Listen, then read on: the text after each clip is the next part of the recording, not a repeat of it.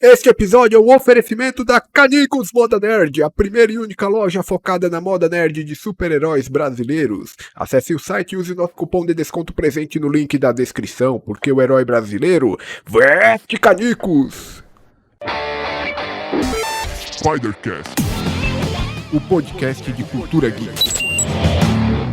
Saudações! Sejam bem-vindos a mais um episódio do Spidercast. Eu sou o jornalista Alfredo Carvalho e hoje tenho o prazer de receber aqui no podcast uma galera que eu conheci lá na Brasil Game Show de 2023, que tem um projeto bem bacana voltado principalmente para jogos retrô, que é a comunidade Mega Drive. Esse nome, na hora que eu bati o olho, já me chamou muita atenção. Então, vamos aqui pela ordem que aparece para mim.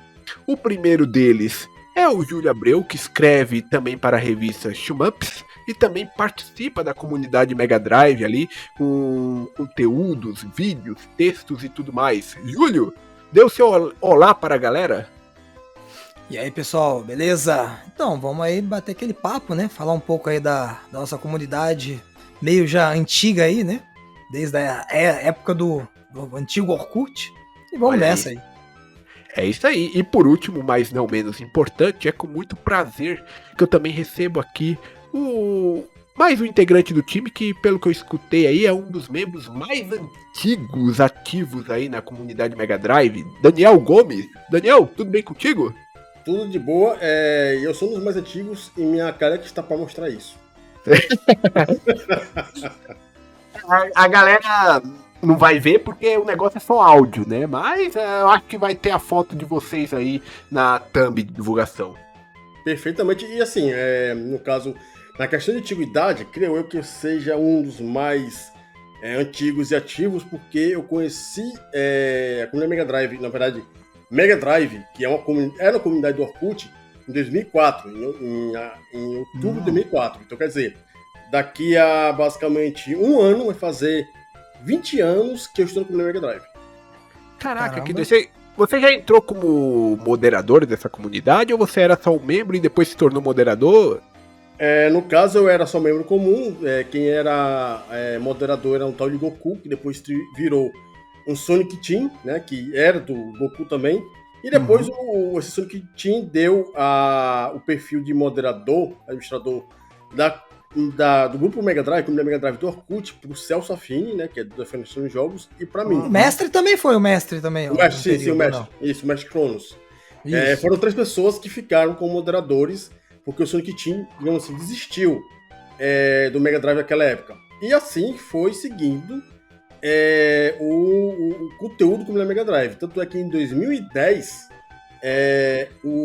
tava no fim do Orkut, né, 2010, começou o Facebook, e deu-se a ideia de criar o site Comunidade Mega Drive. A gente tem o site desde dia 30 de outubro de 2010 até então. Então, quer dizer, vai fazer agora dia 30 de outubro, 13 anos de site Comunidade Mega Drive também. De toda maneira, se for ver, contabilizar assim, nos dedos, né, para contar direitinho, a gente é um dos grupos mais antigos de jogos retrô no Brasil. Que ainda sobrevivem, né? Muitos já faleceram, assim, na estrada, digamos assim. Porque hoje em dia o pessoal fala muito dos canais do YouTube retrô, né? Mas vocês estão na ativa há muito mais tempo. O Orkut, ele foi muito popular muito antes do YouTube. Exatamente. O YouTube, se eu não me engano, é de 2006, 2007. E os canais brasileiros de retro game... 2010, talvez, né? Começaram em 2010, eu acho. Começaram em 2010, 2011, os canais retro gamers. E a gente tem que separar o canal Retro de Fato, que aconteceu ali em 2010, e os canais que a gente tem atualmente, que cresceram nos últimos 5 anos. Mas se eu não me engano, né, acho que até os canais aí que não tratam somente de jogos retrô, até de jogos atuais, tipo, por exemplo, RK Edu, acho que começou em 2009 ou 2010 também, por aí. Maioria foram desse período. Eu acho que BRK Edu veio beirando em 2010, 2011 no máximo, estourando. Tem uns canais que, eu não sei se você conhece, é o Henry Léo da CJBR. Sim, né? Conheço. Ele começou ali por volta, acho que de 2007, mais ou menos. Ele foi um dos primeiros a começar com esse formato de gameplay. Ele fazia... Gameplay. Não tinha placa de captura, então ele fazia aquele esquema, botava um amontoado de livros e uma câmera pra filmar a tela da TV. E ele começou ainda numa época que o YouTube tinha um sistema de avaliação em estrelas. Então, assim, foi um dos primeiros canais aí de gameplay do Brasil. Mas com tema retrô mesmo, acho que essa galera começou ali por volta de 2011.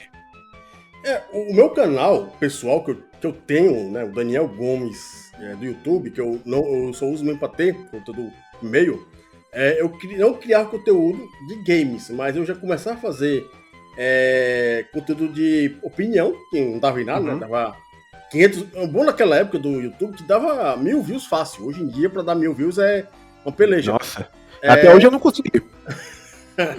Quem consegue hoje em dia? Difícil. Se for na apelação, né? E eu pegava também, né, vídeos que tinha na E3, na Gamescom naquela época, e colocava no meu canal. E dava fácil 5.000, 6.000 views. Hoje em dia, você criar conteúdo, infelizmente o Júlio vai concordar comigo, você tem que ter, primeiramente, uma parede game retrô. Pelo menos, né? Começa por aí. E você tem cenário gamer. Cenário gamer, né? Que pra mim o melhor cenário game que tem atualmente é do pior canal do mundo. É o melhor cenário que existe, né? E outra coisa é que você tem que muitas vezes, não é todo mundo, mas muitas vezes você tem que enganar seu público dizendo que você jogava coisa retrô. Então, né? Teve umas pessoas que andaram fazendo isso esse ano e desmascararam falsas nostalgias, né? O pessoal, nossa, isso fez parte da minha infância. O cara nunca jogou isso. Típico. Cara, assim, eu sempre falo pro pessoal, quando eu já tentei fazer lives também, né? Fiz lives por uns tempos, né? Embora não tive um público grande, né? Mas tinha uma galera ali, né? E o pessoal, sei lá, o pessoal tem muita nostalgia com Silent Hill, né? Eu gostava muito de Resident Evil e tudo mais, mas o pessoal falava muito de Silent Hill. Eu não tinha problema nenhum, eu falava, caras, eu nunca joguei Silent Hill antes. Somos dois. Eu sei que é famoso, mas tipo, na época, eu não sei o que aconteceu, eu acabei não dando muita importância pro jogo, né? Mas tem muita gente que, assim como eu, fez isso, mas fala, não, eu joguei bastante Silent Hill na época. Né? Isso se chama heresia. Né? Começa por aí. Não, na questão, aí normalmente eu posso deixar também a bola pro Júlio, é a seguinte coisa, os jogos eletrônicos a gente tem de milhar, né? Se a gente for no Wikipedia, beleza, o cara não gosta de Wikipedia, se o cara quer informações relativamente precisas, você vai no Wikipedia. Se a gente for pegar eu não vou pegar nem do Atari, vou começar do Nintendo, dos clones da Nintendo que tem aqui no Brasil, Phantom System e Diablo 4. Vamos do Nintendo até o PlayStation 2, tirando os arcades, a gente tem pelo menos, chutando bem por cima, 20 mil jogos. Desses 20 mil jogos que nós temos por aí, é claro que você não vai gostar de tudo. Você vai ter um jogo particular. E não é possível você conhecer tudo, né? É impossível, na verdade. É impossível. É possível você baixar o full set, né? As ROMs do Mega Drive Super Nintendo. Mas é impossível você jogar tudo. Impossível. E se for pegar a nossa infância, e vocês podem falar disso até com mais autoridade, eu sou dos anos 90, né? Eu nasci em 89 e cresci nos anos 90. Obrigado ao Frio por chamar a gente de velho. Eu e o Daniel somos de 83, né? Então são um pouquinho mais velho que você. Pouca coisa. Um pouquinho mais, estamos aí. Vocês pegaram aí uma época parecida, eu peguei um pouco disso também. Os videogames nessa época, o acesso aos jogos era muito diferente do que era hoje em dia. Né? Então você não tinha essa disponibilidade de games, não era só questão de dinheiro, era questão de você ir numa loja ou numa locadora e aquele jogo tá disponível para você. Com certeza. Ou você viu na revista, o máximo que você conseguia ver numa revista, ver às vezes em uma locadora, né? Ou algum amigo ter. Mas, cara, como é que você chega? Ou disponível em alguma loja e você ter o dinheiro para comprar. São muitas variáveis, cara. Eu, por exemplo, eu tive tenho ainda, né? O Sega CD. Eu comprei ganhei da minha mãe em 95, só que eu não achava jogo para jogar no Sega CD naquela época. Eu só tive o Tomcat Alley, que veio, é um jogo de avião, de motion video, que veio com o meu Sega CD. Mais nada. E o Chuck Rock 2, que esse eu consegui numa loja lá do Rio de Janeiro, né? Mas de resto, cara, não achava para alugar, não achava os jogos que eu queria, os jogos de RPG, a série Lunar, não consegui jogar na época. porque você não tinha disponível esses jogos assim facilmente, né? Não foi uma coisa que fez muito sucesso, né? Então era complicado mesmo. Eu tinha o Mega Man X do Super Nintendo, né, que era uma fita que eu gostava bastante. E assim, eu não fazia a menor ideia que existia o X2 ou o X3 na época, porque eu não via esses jogos. E aí, quando eu fui pro PlayStation 1, que eu vi lá Mega Man X4, eu falei, caramba, já tá no X4, eu não sabia nem que teve o X2 nem o X3. Aí, ó. É Né? É que complicado. a questão da informação é outra parte importante para quem foi um garoto, criança e adolescente nos anos 90. Por quê? Muitas vezes você, primeiramente, sendo um locador, tinha gente que fazia mentira, né? Pegava lá, não, tem um jogo tal, tal, tal, tal. Você ia atrás alucinado e nunca achava esse Uhum. jogo. Ou então, que pra mim é uma das melhores mentiras que o pessoal fazia no Top Gear. Tinha um amigo meu que chamava Tony, no interior do Ceará. E ele falou que, de tanto jogar o jogo Top Gear, o nome Tony dele ficou gravado permanentemente no cartucho lá, no videogame, no jogo. Que você for pegar o Top Gear, você vai ter lá o nome Tony, sempre. Aí como é que o Cabadas conseguiu gravar, né? Eu joguei o jogo assim, 2 anos seguidos, Daniel nunca gravava. Então, ou o cara tá mentindo, ou eu sou muito ruim, né? E, pegando esse negócio de informações, além das locadoras, dependendo que você morava na capital ou no interior, ou mais ainda, se você morava no Nordeste, a informação que você tinha de acesso era muito diferente para quem morava em Rio e São Paulo. Sim. E, Com certeza. no caso, a única forma de você se informar que o jogo X foi lançado ou que ia ser lançado eram pelas revistas de videogame, que no caso é Ação Games, a Videogame, a Uhum. Super Game, a Game Power e a Super Game Power. Eu, no meu caso, você foi pelo fato de você ter visto o Mega Man X4 no PlayStation. Eu conheci os outros Mega Mans porque as locadoras que eu frequentava tinha os Mega Mans, mas no caso eu conhecia junto com a moto que está aqui do meu lado.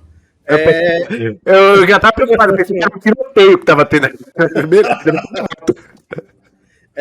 Eu conheci os jogos do Mega Man por conta da Ação Games. E eu posso dizer que eu fui uma criança privilegiada na questão de acesso, porque meus primos compravam as revistas e eu roubava as revistas deles. No caso, eu era o primo que comprava revista, mas ninguém me roubava, não. Eu roubava na cara dura, viu? Eu só devolvia um ano depois. Nossa senhora. As revistas eram o nosso principal ponto de acesso. Eu comprava, sempre que eu podia, eu comprava revista naquele tempo, né? E principalmente para saber as notícias de games e também por causa da seção de códigos, de dicas, né? Que você Sim. tinha lá no final, códigos de Game Shark. Isso já na época do PlayStation 1. Detonados, né? Uhum. Sim. Detonados também, né? Que quando a gente tinha aquele jogo, não conseguia passar dele, não tinha YouTube pra você ir lá e ver o gameplay do cara e ver como é que passa. Mano, você Não. ficava meses preso naquela parte ali e olha lá se você ia conseguir em algum momento passar. O YouTube dessa época que existia era você ir numa locadora, ver um gameplay de alguém que sabe jogar, né? E você aprender com ele. Ou no próprio fliperama. Eu realmente eu não cheguei a fazer isso, mas as pessoas mais velhas que eu iam no fliperama só para ficar vendo os outros jogarem. E assim eles aprendiam como passar as partes mais difíceis, né? Era como se fosse o YouTube da época, né, digamos assim. Então, galera, a gente estava conversando sobre aquela questão dessa falsa nostalgia. Eu acho que não tem demérito nenhum o cara falar, não joguei na época. Não tem problema. Às vezes não foi do seu período, às vezes você não teve uma locadora para você jogar esse jogo, você não teve acesso. Então não é demérito nenhum, sabe? Então eu acho bobeira quem cria falsa nostalgia sobre determinado jogo. Isso é fato. O que acontece, e a gente na verdade, você que é criador de conteúdo, nem tanto, mas se você é da época dos anos 90, ou até antes dos anos 80, você que está assistindo YouTube, você percebe na cara o cara que frequentou locadora ou fliperama do cara que não frequentou. Isso não existe roteiro nenhum no mundo que consiga criar um manto de nostalgia como o cara que frequentou essas paradas. Fica um cara de fanfic, né? Parece que o cara tá inventando uma historinha. Tanto é que, eu não vou dizer o canal que eu assisti há pouco tempo, o cara disse que sentiu falta do Dreamcast. E ele, como ele falou, eu sentia falta do Dreamcast. Vixe. Bicho, A Missão dos Sonhos. não. Pior não é nem. Não é, Júlio, não é nem Dream Quest. Era Dim, D-I-M Quest. Nossa. Nossa senhora. Olha, cara, eu tenho pouco conhecimento de Dreamcast, porque assim, o pouco que eu vi do Dreamcast. Vocês lembram daquele programa chamado Disney Crush, né? Aham. Sim, sim. lembro. Vocês lembram que eles sortearam o Dreamcast lá, fizeram muita propaganda pro Dreamcast na época, né? Sim. Eu olhava eles fazendo via eles mostrando aquele Sonic Adventure e eu ficava babando. Falei, olha, mano, que louco, né? E depois de muitos anos, eu vi um amigo meu que ele pegou emprestado com outro amigo um Dreamcast, aí eu consegui ver alguma coisa de Dreamcast lá nesse tempo. Mas pouca. Foi meu contato com o Dreamcast foi pouco. Na verdade, até falando aqui pra vocês que têm aí a comunidade Mega Drive, né? Na minha infância, eu não tive contato com Mega Drive. Eu fui ter contato com Mega Drive na adolescência por conta dos emuladores. Sim, no caso, a gente for ver na questão de consoles antigos, o mercado brasileiro teve algumas fases, que aí, Sim. no caso, é bem mostrado. Primeiramente, quase todo mundo nos anos 80 teve Atari. O Atari 2600, original pirata, vindo do Paraguai ou de outro lugar do mundo. Quase né? todos, menos eu. Uhum. Porque o meu primeiro console foi Mega Drive. Então, esse aí, o Atari, eu só vi ele, tipo, eu nunca vi um de perto. Eu conheço ele só de nome e por foto. Eu cheguei a jogar em um Atari, acho que depois que eu tive o Mega, né? Mega eu tive em 91. O Atari eu devo ter jogado na casa de um amigo em 93, talvez. Mas aí, tipo assim, cara, não me chamou atenção porque eu já conheci o Mega, né? Então, a mesma coisa, que tem gente que passou pelas fases dos consoles, teve gente que pulou, nasceu e pulou logo direto, né? Eu, no meu caso, eu tive, como eu falei, né? Eu tenho primo, e os primos tinham. Primo rico tem mais chance de ter um videogame. Então, eu com os meus primos, eu tive acesso a quase todos os consoles de cada geração, né? Eu joguei Television, eu joguei Odyssey, eu joguei o Atari, e assim, eu fui seguindo o mercado brasileiro. Aí, no outro momento, a gente teve a explosão dos clones, né? Phantom System, Beat System, Top Game VG 9000, o Dynavision 2 e 3. Foi o meu primeiro console, inclusive, o Dynavision. O Dynavision 2 e 3, que eu me lembro que um dos Dynavisions era um manche, não era o controle normal. É o 2, eu acho. O 2 eu acho que era com manche. O primeiro Dynavision eu acho que era clone de Atari, se não me engano. Era, clone de Atari. Tivemos também o Turbo Game e depois tivemos o Nintendinho, né? O NES, lançado aqui oficialmente pelo Brasil, pela Playtronic. E a Tectoy veio com o Master System, que basicamente vendeu bastante aqui no Brasil, lá no São Paulo e Rio de Janeiro, né? Uhum. Que foram os locais que mais vendeu.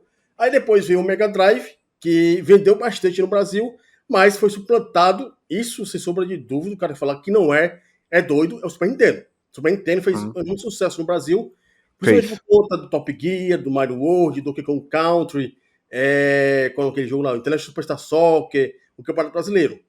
Aí depois do Super Nintendo, a gente teve 3 consoles. Saturno, PlayStation e Nintendo 64. Desses 3, só deu PlayStation. Difícil você ver numa locadora um Atari Jaguar, um 3DO ou um Saturno ou um Nintendo 64, mas PlayStation tinha de rodo. Nintendo 64 ainda tinha alguma coisa, tinha destacava ali um pouco.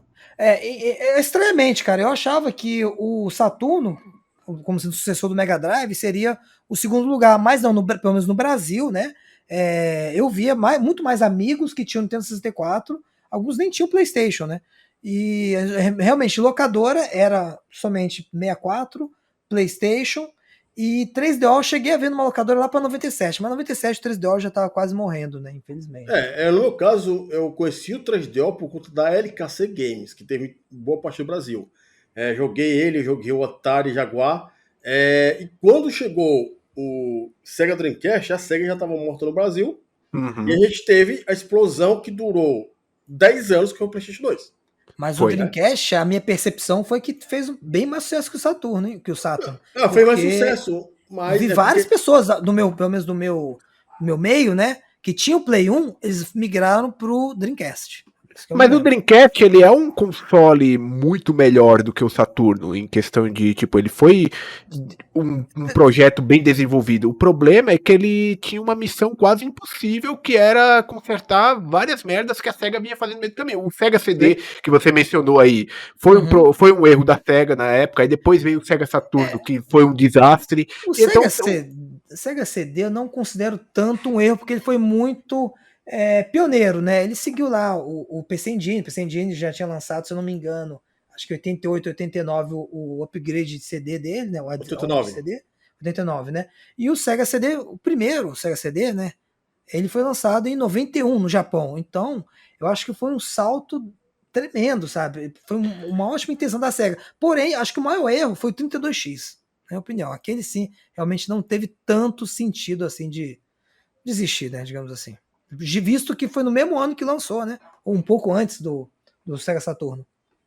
é que o problema desses acessórios é que, tipo, você lança um acessório que é dependente de um console. E aí as empresas olham para aquilo e falam, tá, eu vou produzir um material para este videogame, só que nem todos vão ter esse acessório. É Uhum. diferente dela, por exemplo, vou produzir mesmo um material para o Mega Drive, porque ela sabe que todo mundo que é fã da SEGA naquele momento vai ter o Mega Drive. É que nem o controle analógico do PlayStation, né? Quando saiu o primeiro PlayStation, né? Vocês lembram? Não era, tinha controle analógico, era um Era controle controle simplão. digital, normal, é. Uhum. Isso. E aí depois ela lançou um controle analógico. Só que o que aconteceu? Nem todos os jogos eles utilizavam a função do analógico, porque a empresa falava, não é todo mundo que tem esse controle. Então eu vou lançar meu jogo para que todos possam jogar. Aí no Sim, sim. PlayStation 2, aí todo mundo já tinha o controle analógico, aí sim, conseguiram explorar de fato as funções analógicas. Mas esse é o problema de você lançar esse tipo de acessório. E são caros esses acessórios. O controle nem tanto, mas, pô, um Sega CD era um valor de um Mega Drive, ou um pouco mais, se bobear. Dois Cara, eu Mega lembro que Drives. na época, o meu Sega CD foi comprado na loja Casa e Vídeo, no bairro de Campo Grande, em 95, foi R$ 500. Imagina, Pois é. R$ 500 em 95. Era Nossa, dois Mega Drives. É. quanto era o salário mínimo nessa época? Ah, cara, eu acho que era um 95. pouco, quase R$ 100, talvez. Você tá louco. Então, tipo, 5 salários mínimos. É. A questão do. Vamos colocar aí assim, bem de fato. Temos o Mega Drive. O Mega Drive foi um sistema que foi criado para ter acesso a várias outras tecnologias. Tanto é que no Japão, você tem o Mega Modem que permitiu você ter acesso a tantos jogos que você podia baixar, quanto serviços bancários. Isso o Franco também fazia. Né? É, e o Mega Drive ainda tinha como disponibilidade nos Estados Unidos, Canadá e outros países mundo afora, o Sega Channel, que foi, digamos assim, o primeiro passo para você ter a Live e a PSN nos dias de hoje. Teve Uhum. alguns experimentos na Atari, né? Que eu acho que era via telefone, né? Que baixava alguns jogos e depois o jogo apagava quando desligava o É, console. mas no Sega, Teve algo assim. no Sega Channel é um negócio mais, digamos assim, firme o negócio, porque Sim, sim. foi, o do Atari foi em algumas cidades americanas. O Sega Channel foi no país inteiro. Aí já tem essa mudança de coisa que você faz no serviço nacional. E com o Sega Channel você tinha lá a possibilidade de jogar, se não me engano, 50 jogos. Aí beleza. Você tem um acessório, o Sega Channel. Aí você tem esse acessório, não necessariamente você fazia jogo só para ele. Então, quer dizer, é um acessório neutro. O problema Uhum. do Mega CD e do 32X é justamente isso que você falou. Que para você ter, digamos lá, um Sonic CD, você tinha que fazer o jogo pro Sega CD. Sim. Você pega, eu vou lançar o Aneta Futatab, vou lançar pro Sega CD. Aí o cara que é dono do Mega Drive, olha, porra é essa? Eu vou ter que comprar um outro acessório para jogar o jogo? Caro para Dedel. Cara, para Dedel? Aí não, vamos lançar agora o Sonic 32X. Lançaram. Aí eu tenho que comprar o 32X para jogar o jogo. E isso, no mundo inteiro, ajudou a quebrar a confiança dos Uhum. consumidores para com a SEGA. Por quê? Eu estou empurrando acessório, coisa a mais, para você comprar e você ainda comprar os jogos. E aí o cara vai perguntar, por que você não lança isso tudo pro Mega Drive então? Porque você tem lá o Super Nintendo, que em vez de pegar e lançar um acessório extra, tá lançando um jogo usando tipo assim, por que você não faz isso? Aí você Aí chega lá, Você chega lá e no meio do caminho, na E3 de 95, ou 94, 95, vem a SEGA americana forçada a dizer que está lançando o SEGA Saturno. Aí você está com 2 sistemas ao mesmo tempo, que na verdade são 4 sistemas, e a SEGA do Japão e a maioria das empresas não dão atenção ao Mega CD 32X. Aí o cara que quer ter os jogos da SEGA, quer comprar o SEGA Saturno, não compra porque está desconfiado que daqui a um ano a SEGA vai lançar, sei lá, o SEGA Saturno Plus+, que aí é outro videogame para você comprar um outro jogo. Mas, porra, é sacanagem, né? Eu acho que na questão aí do Sega CD, se a gente comparar realmente com o do PC Engine CD, não teve tanto esse problema. Talvez porque assim que a NEC fez lá o acessório, né? Se eu não me engano, ela deve ter lançado muito próximo o Turbo Duo, que era o PC Engine de Rio Cards, né? Junto com o CD. Acho que talvez a Sega deveria ter feito o mesmo, sabe? Lançar, beleza, lança o add-on para quem já tem o Mega Drive, mas já lançava um modelo padrão do Mega Drive que viesse com o Sega CD embutido. Acho que esse deveria ser demorar, eles lançaram isso. Mas lançaram isso em 94 e 95. Olha só, o Sega CD de 91. Lançaram o CDX, né? O CDX eu tenho, ele até na coleção. Mas ele é de 94, 95. Então acho que já era muito tarde para você lançar um console com esse acessório, com esse add-on de CD, né? Teve o Under Mega, mas não é da Sega, né? É o da Victor. Da Victor JVC. E tem um outro agravante aí, que como eu falei, que é a seguinte coisa. A Nintendo estava usando chip auxiliar. Aí o cara chegava e comparava. Certo, você me lançou o 32X para rodar o Virtua Racing. Por que você não lançou? Aí o pessoal, claro, certo, a SEGA lançou o Virtua Racing para o 32X, para o Mega Drive, que é usando SVP. Aí por que você não me lança os outros jogos que tem no Mega CD usando chip auxiliar? Por que eu tenho que comprar uma bagaça que vale 2 Mega Drives para poder rodar o jogo? Essa, eu acho que foi a questão maior do consumidor americano. Tanto é que, por que eu digo isso? Para quem assistiu, tem vídeo no YouTube falando do lançamento do Super Nintendo nos Estados Unidos. E uma das notícias que se dava na época que tinha muito pai americano puto da vida pela Nintendo, porque os jogos que eles tinham comprado do videogame, que eles conhecem o videogame, não conhecem que tinha diferença de gerações.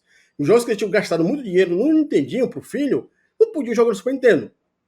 E isso, né, deixou a Nintendo, como é que eu vou fazer o nome da palavra? Muito sendo desconfiada, mal vista e desconfiada pelo pessoal dos Estados Unidos. Aí, quando o Super Nintendo foi lançado, a Nintendo chegou lá, isso aqui é um videogame novo, não é uma coisa antiga, que você vai rodar aqui coisas melhores. E, diferentemente do Mega Drive, eles pegaram e lançaram os jogos usando chips auxiliares, que, consequentemente, você não ia precisar de um Super Nintendo CD ou de um Super Nintendo 32X para rodar os demais jogos. Você está lá com a mesma fita, com o mesmo videogame, com a fita na qual tem o chip auxiliar. Se a SEGA tivesse feito isso, de usar chip auxiliar, que podia fazer isso, tanto é que fez com o SVP, eu duvido que o nome SEGA e o Sega Saturno teriam sido tão mal recebidos como foram mal recebidos quando foi lançado. Agora, a SEGA prevê o futuro, né, lançando um produto que lê CD, só que foi totalmente anticonsumidor, na minha opinião. Tanto o Sega CD quanto o 32X. Fracasso foi por conta justamente disso. Lançar um produto que era 2 vezes mais caro que o videogame principal. E que não ia ter uma vida útil muito longa, né? Porque logo depois ia vir uma nova geração de videogames. Né? Só que aí, no caso, como foi em 91 e o Saturno foi em 94, 95, o que se esperava mais era aquilo que a SEGA fez com o SG-1000 para o Master System e do Master System para o Mega Drive. O Sega Saturno ter retrocompatibilidade com os jogos antigos do Mega Drive. Mega Drive, isso. Só que, né, a gente sabe como é que aconteceu e não teve nada disso. Eu aposto que aí, se o Sega Saturno tivesse retrocompatibilidade com o Sega CD e ou Mega Drive, aí sim, isso seria uma forma da Sega conseguir vender o Mega CD. O slot de cartucho o Saturno já tinha, né? Pois é. E Leitor também. Mas era um expansor de memória. Mas porque o problema da retrocompatibilidade é que ela também encarece o aparelho. né? A Sony, ela tentou fazer isso do PlayStation 2 pro PlayStation 3 e isso encareceu o videogame absurdamente e depois o videogame, por vários outros Me problemas também, lembro. né? Entrou em diversa... eles tiveram que basicamente relançar uma nova versão do PlayStation, tirando coisas dele, do PlayStation 3. Uma delas era justamente a retrocompatibilidade para poder baratear o produto e tentar salvar aquela geração. Na minha opinião, essa retrocompatibilidade via hardware só é mantida no console se caso esse console necessite digamos assim, das peças que compunham aquele hardware mais antigo. Por exemplo, o Mega Drive precisava do próprio Z80, né? Que fazia parte do Master System. Então, por isso era compatível. Não exatamente porque eles queriam que fosse compatível. Não, mas nós precisamos desse chip adicional para o nosso Mega Drive funcionar corretamente. Então, isso sim, graças a isso que teve essa retrocompatibilidade. Se não precisasse nenhum chip antigo, só chip moderno, provavelmente creio que não teriam feito retrocompatibilidade via hardware, né? Sim. No caso, na verdade, o SG-1000, o SG-1000, SG-1002, tinha um Master System, ou Mark III retrocompatível Mark III, com ele, Uhum. porque o chip dos dois SGs tinham no Master System. É a mesma coisa. Master pro Mega, o chip do Master no Mega. E muita gente não sabe, mas tinha sim chip do Mega Drive no Sega Saturn. Era o MC68H000. Tinha o Motorola lá então. Tinha o Motorola. E o Z80 era facilmente, digamos assim, vamos botar uma palavra que todo mundo conhece, emulável, porque as instruções de 8 bits poderiam ser colocadas em qualquer chip do Saturno. Tem bem uns 15 chips, aquela porra ali, né? O VDP do Saturno continha todas as instruções do VDP do Mega Drive. Tanto é que você tem 2 jogos do Mega Drive no Saturno, Quakeshot e Castle of Illusion, que não são emulados, são portes diretos. Sim, quer dizer, isso é legal. Quer dizer, a retrocompatibilidade do Mega Drive para o Saturno era sim possível. Sim. E, no máximo, estourando ali, você poderia colocar um adaptador no slot do Sega Saturno de cartucho. Porque ali a única diferença mesmo de slot um para o outro, como acontece do Master System Mega Drive, é a parte mecânica, que é o tamanho dos pinos. Sim, só isso mesmo. Eles podiam fazer algo que a Nintendo fez com o Super Nintendo, quando ela lançou aquele Super Boy, eu acho que esse é o nome. Super Game Boy. Super Game Boy, né? Que era aquele cartucho que você encaixava o cartucho do Game Boy e jogava Game Boy no Super Nintendo. Isso, uma coisa assim. Mas no caso, o Super Game Boy é um Game Boy embutido. Embutido, o próprio cartucho é como se fosse um mini Game Boy, né? E o Super Nintendo só dava energia. Funcionou muito bem. Não, ótimo. Inclusive, eu nunca tive esse acessório, Super Game Boy, mas eu uso bastante no meu Everdrive, né? Então você pode utilizar o Super Game Boy no Everdrive, cara, e tô aproveitando para jogar os jogos Game Boy, que eu nunca tive Game Boy na época, né? Muito interessante. Na verdade, o Super Nintendo ia ser retrocompatível com o Nintendo. Tanto é que as chamadas que a gente chama de chamadas as instruções que você tem no processador principal do Super Nintendo e no PPU, que é a GPU do Super Nintendo, tem todas as chamadas do Nintendo. Só que não fizeram isso porque ia, justamente como o Alfredo falou, encarecer mais o produto no final. Uhum. A questão da retrocompatibilidade nessa época era justamente isso, encarecia muito o produto. Hoje é um pouco mais fácil, porque os videogames hoje têm uma arquitetura muito parecida com as de computadores, na verdade é a mesma arquitetura de computador, a x86, né? E é fácil você criar uma interface de emulação neles, né? E uma vez que você tem a mesma arquitetura, quando você muda de geração, os jogos são fáceis de serem reconhecidos. Então, por exemplo, você tem hoje um Play 5 que roda tranquilamente os jogos de Play 4 por conta disso. O Xbox também faz a mesma coisa. Mas nessa época, para você fazer um console totalmente compatível, ia ter que ser por hardware, né? E ia encarecer o produto absurdamente. Com certeza. Uma coisa que ainda não conseguiram, até onde eu sei, né? Não conseguiram fazer retrocompatibilidade, são jogos de PlayStation 3, né? É bem complicado também o hardware do Play 3. Isso, o hardware. Aí é só ver emulação, não tem outro jeito. Não tem. O hardware do Play 3, ele foi a arquitetura do Play 3, na verdade, ela foi uma das coisas que mais foram reclamadas pelos desenvolvedores na época. Os desenvolvedores diziam que era um inferno para você conseguir produzir jogos de PlayStation 3 para o console. Tanto que, por mais que o videogame ele fosse um videogame que fosse tecnicamente superior ao concorrente dele, que era o 360, Que na verdade não é.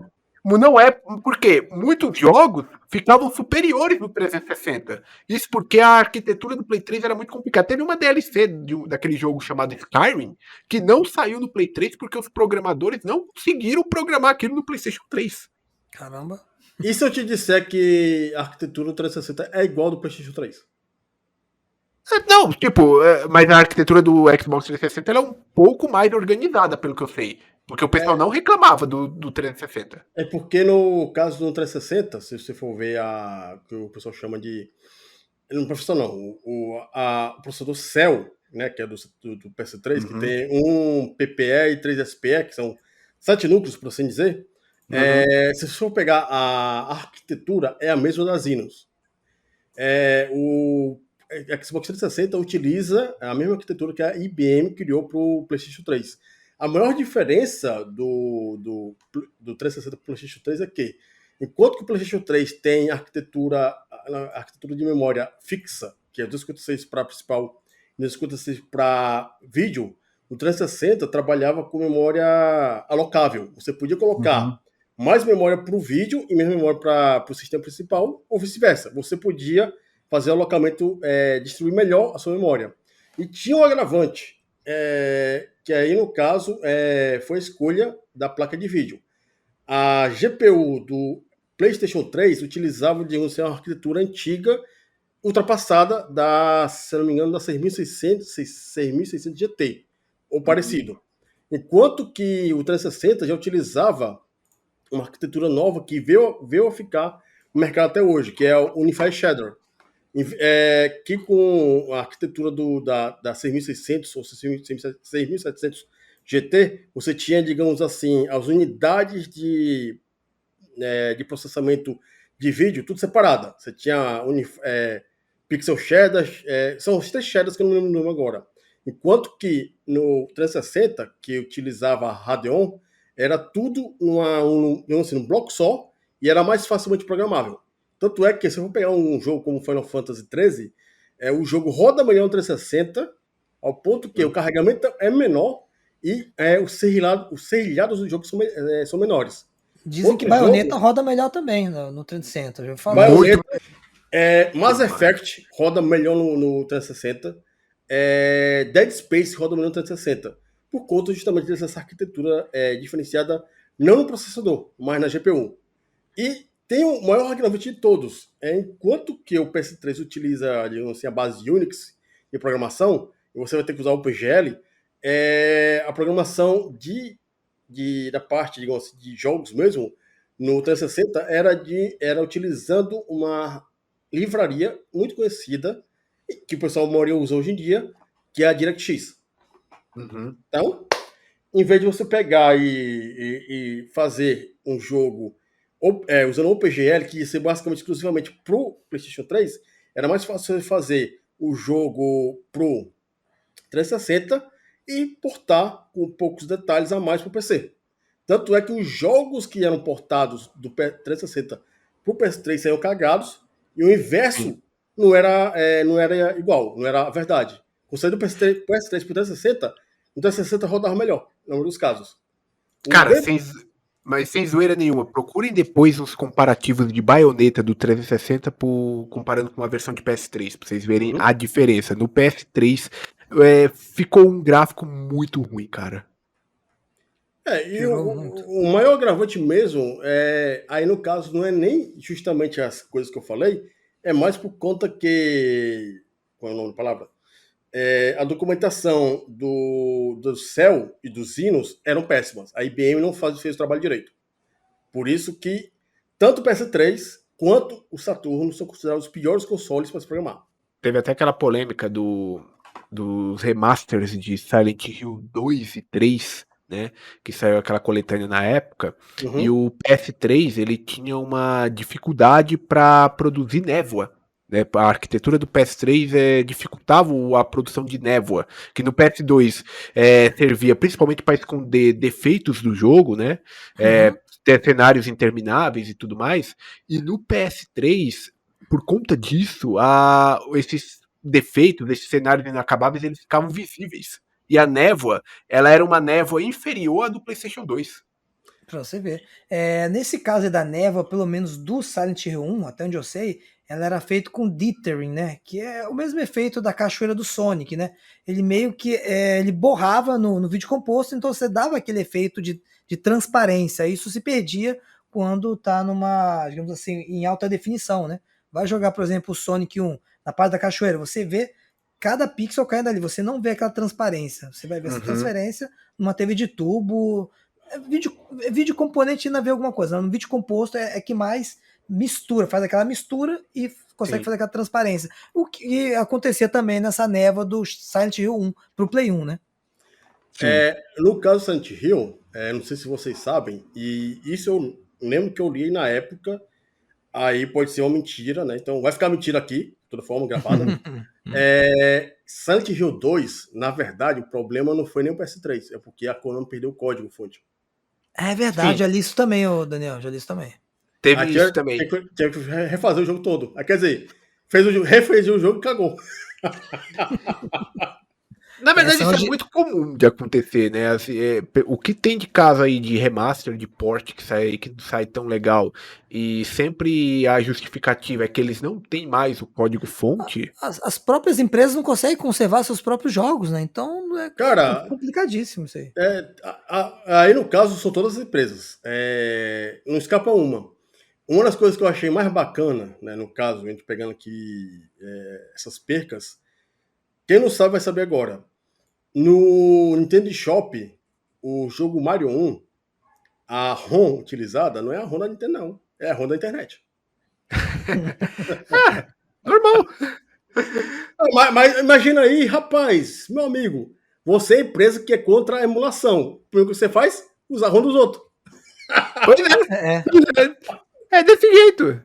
Mas tipo, o que tem de empresa hoje vendendo coletânea com supostas remasterizações, e você vai ver simplesmente um pacote de ROMs, que são ROMs do mesmo jeito que você encontra na internet, mas tem as melhorias que certos emuladores proporcionam. Não tá no gibi.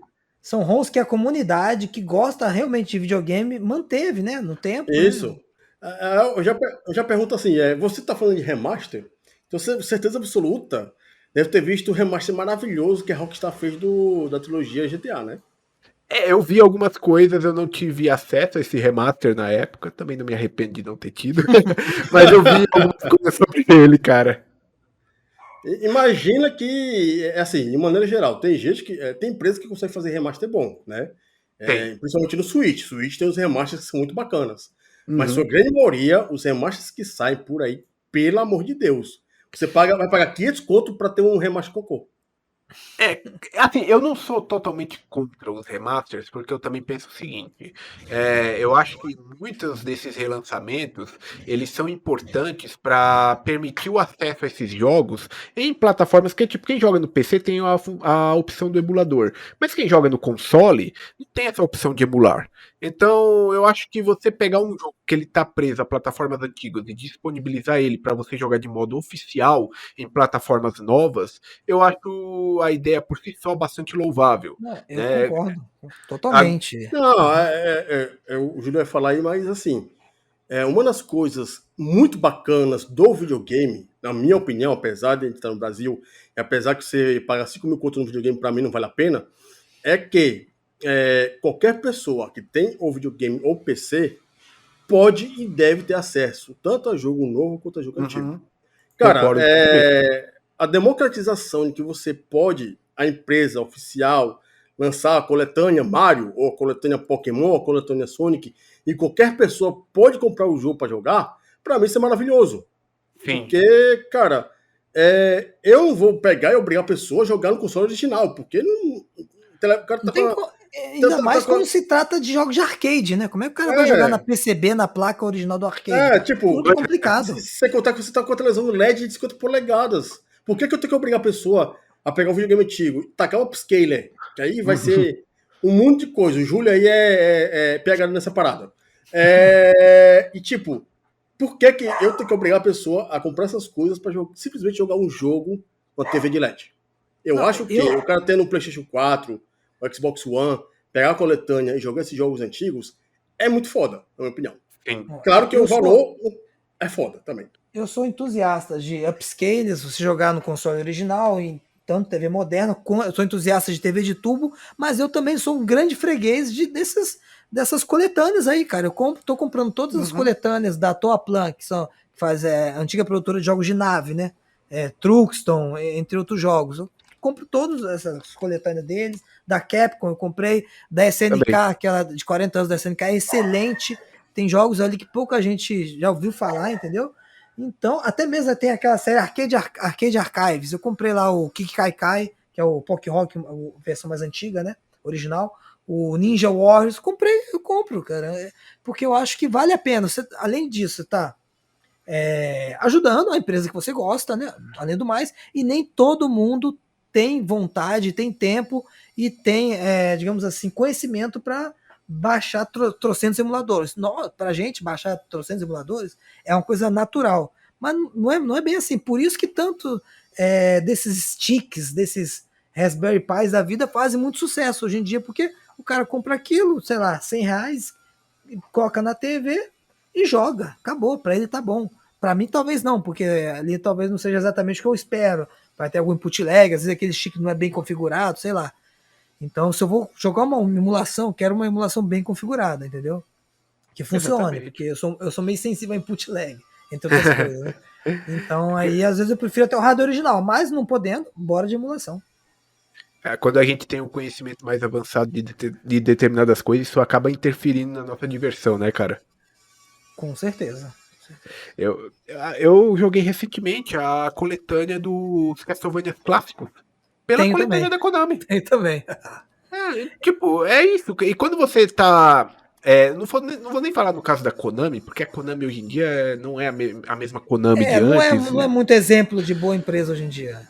Mas quando você. Mas, por exemplo, uma Capcom da vida, quando ela lança aí coletânea de Mega Man, que é uma coisa que ela tem lançado muito nos últimos anos. Sim, sim, sim. Eu acho que quando você apoia uma coletânea dessa, você também tá falando, olha, eu tenho interesse por Mega Man. Se Com você quiser certeza. fazer coisa nova de Mega Man, eu quero, viu?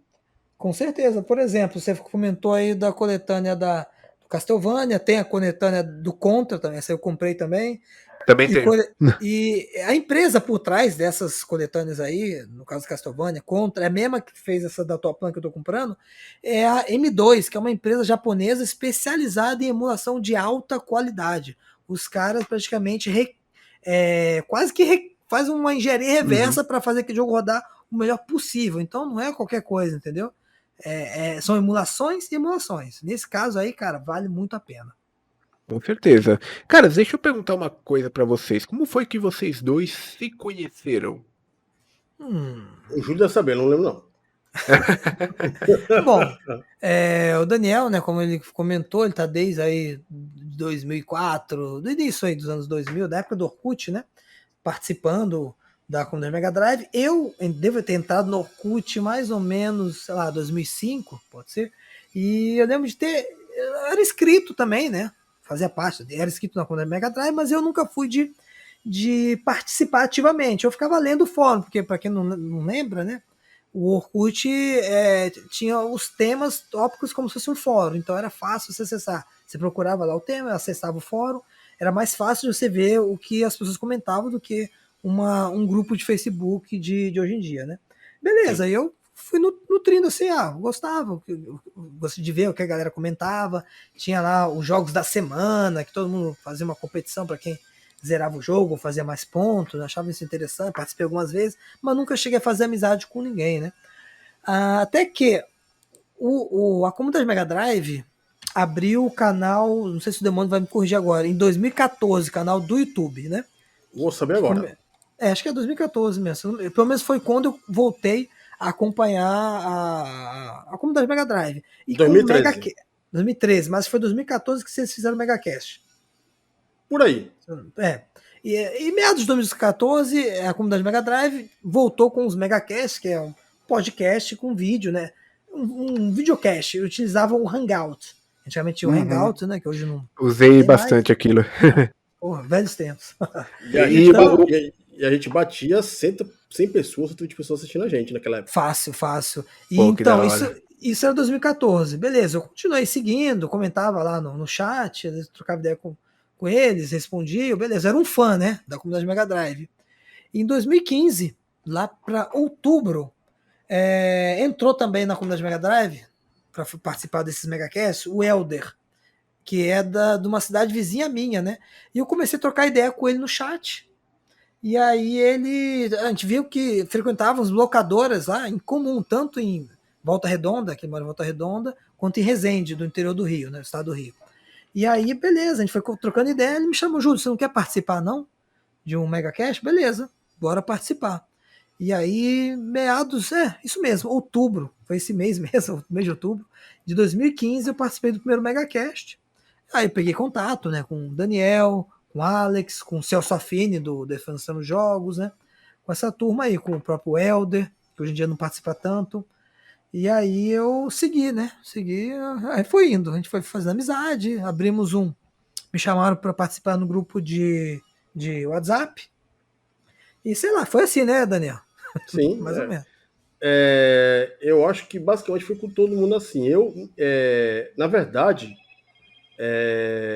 com o Júlio foi aí, com o canal mesmo, no YouTube, né? Que ele começou a ficar mais ativo pelo convite do Helder.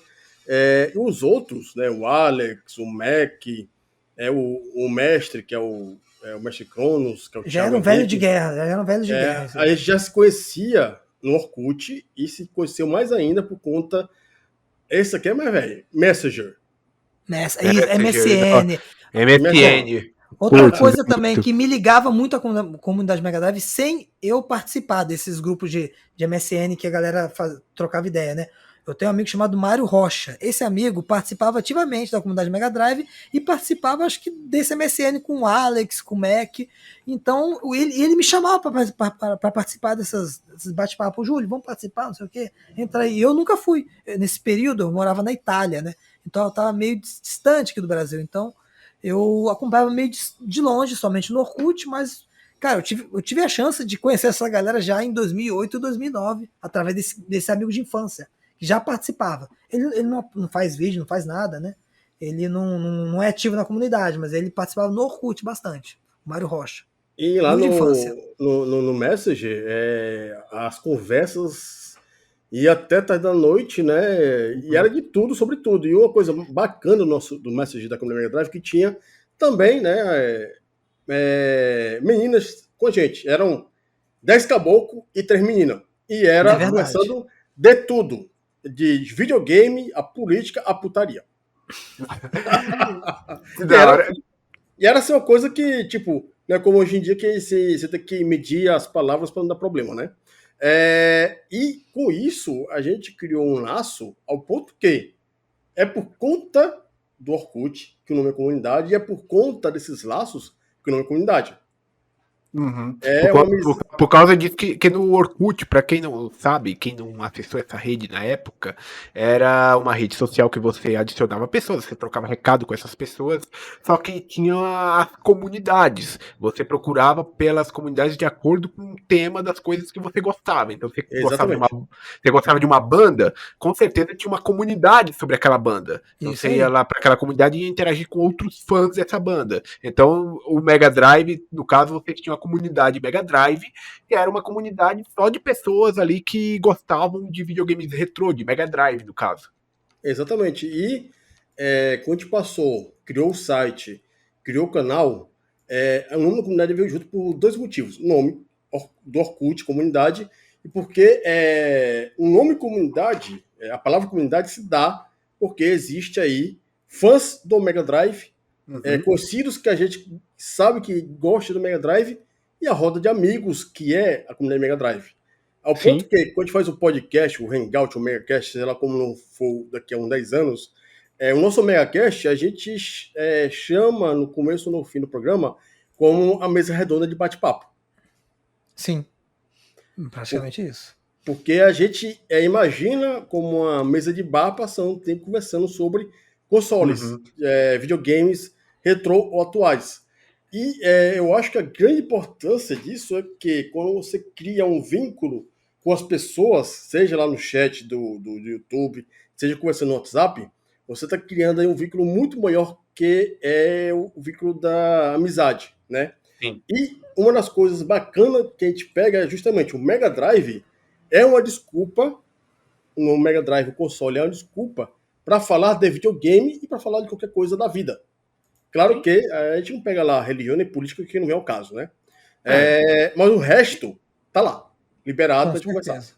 É bem isso, né? Nós não somos, digamos assim, fanboys de Mega Drive, fanboys de ceguistas. Não, de boa. Nós gostamos da Sega, eu gosto da Nintendo, cara, pra você ver. Eu mesmo sou um exemplo de não ser, digamos assim, um ceguista. Eu só tive da Sega o Mega Drive. Depois eu tive Super Nintendo, depois eu só tive PlayStation praticamente. Então, não posso me considerar nenhum ceguista, mas eu gosto muito do Mega Drive por ter sido meu primeiro console, né? Tenho uma paixão por esse videogame. Então, serve de desculpa realmente para trocarmos ideias. Como você viu, olha só, nesse bate-papo aqui hoje nesse podcast, nós já falamos de tudo, de PlayStation 3, a gente joga Sim. dos mais antigos até os mais atuais, né? Não PS5 ainda, né? Quem sabe um dia. Mas o Daniel já joga aí no Xbox One, né? Mais Isso, moderno. no Xbox One, Game Pass, aí já ajuda. É.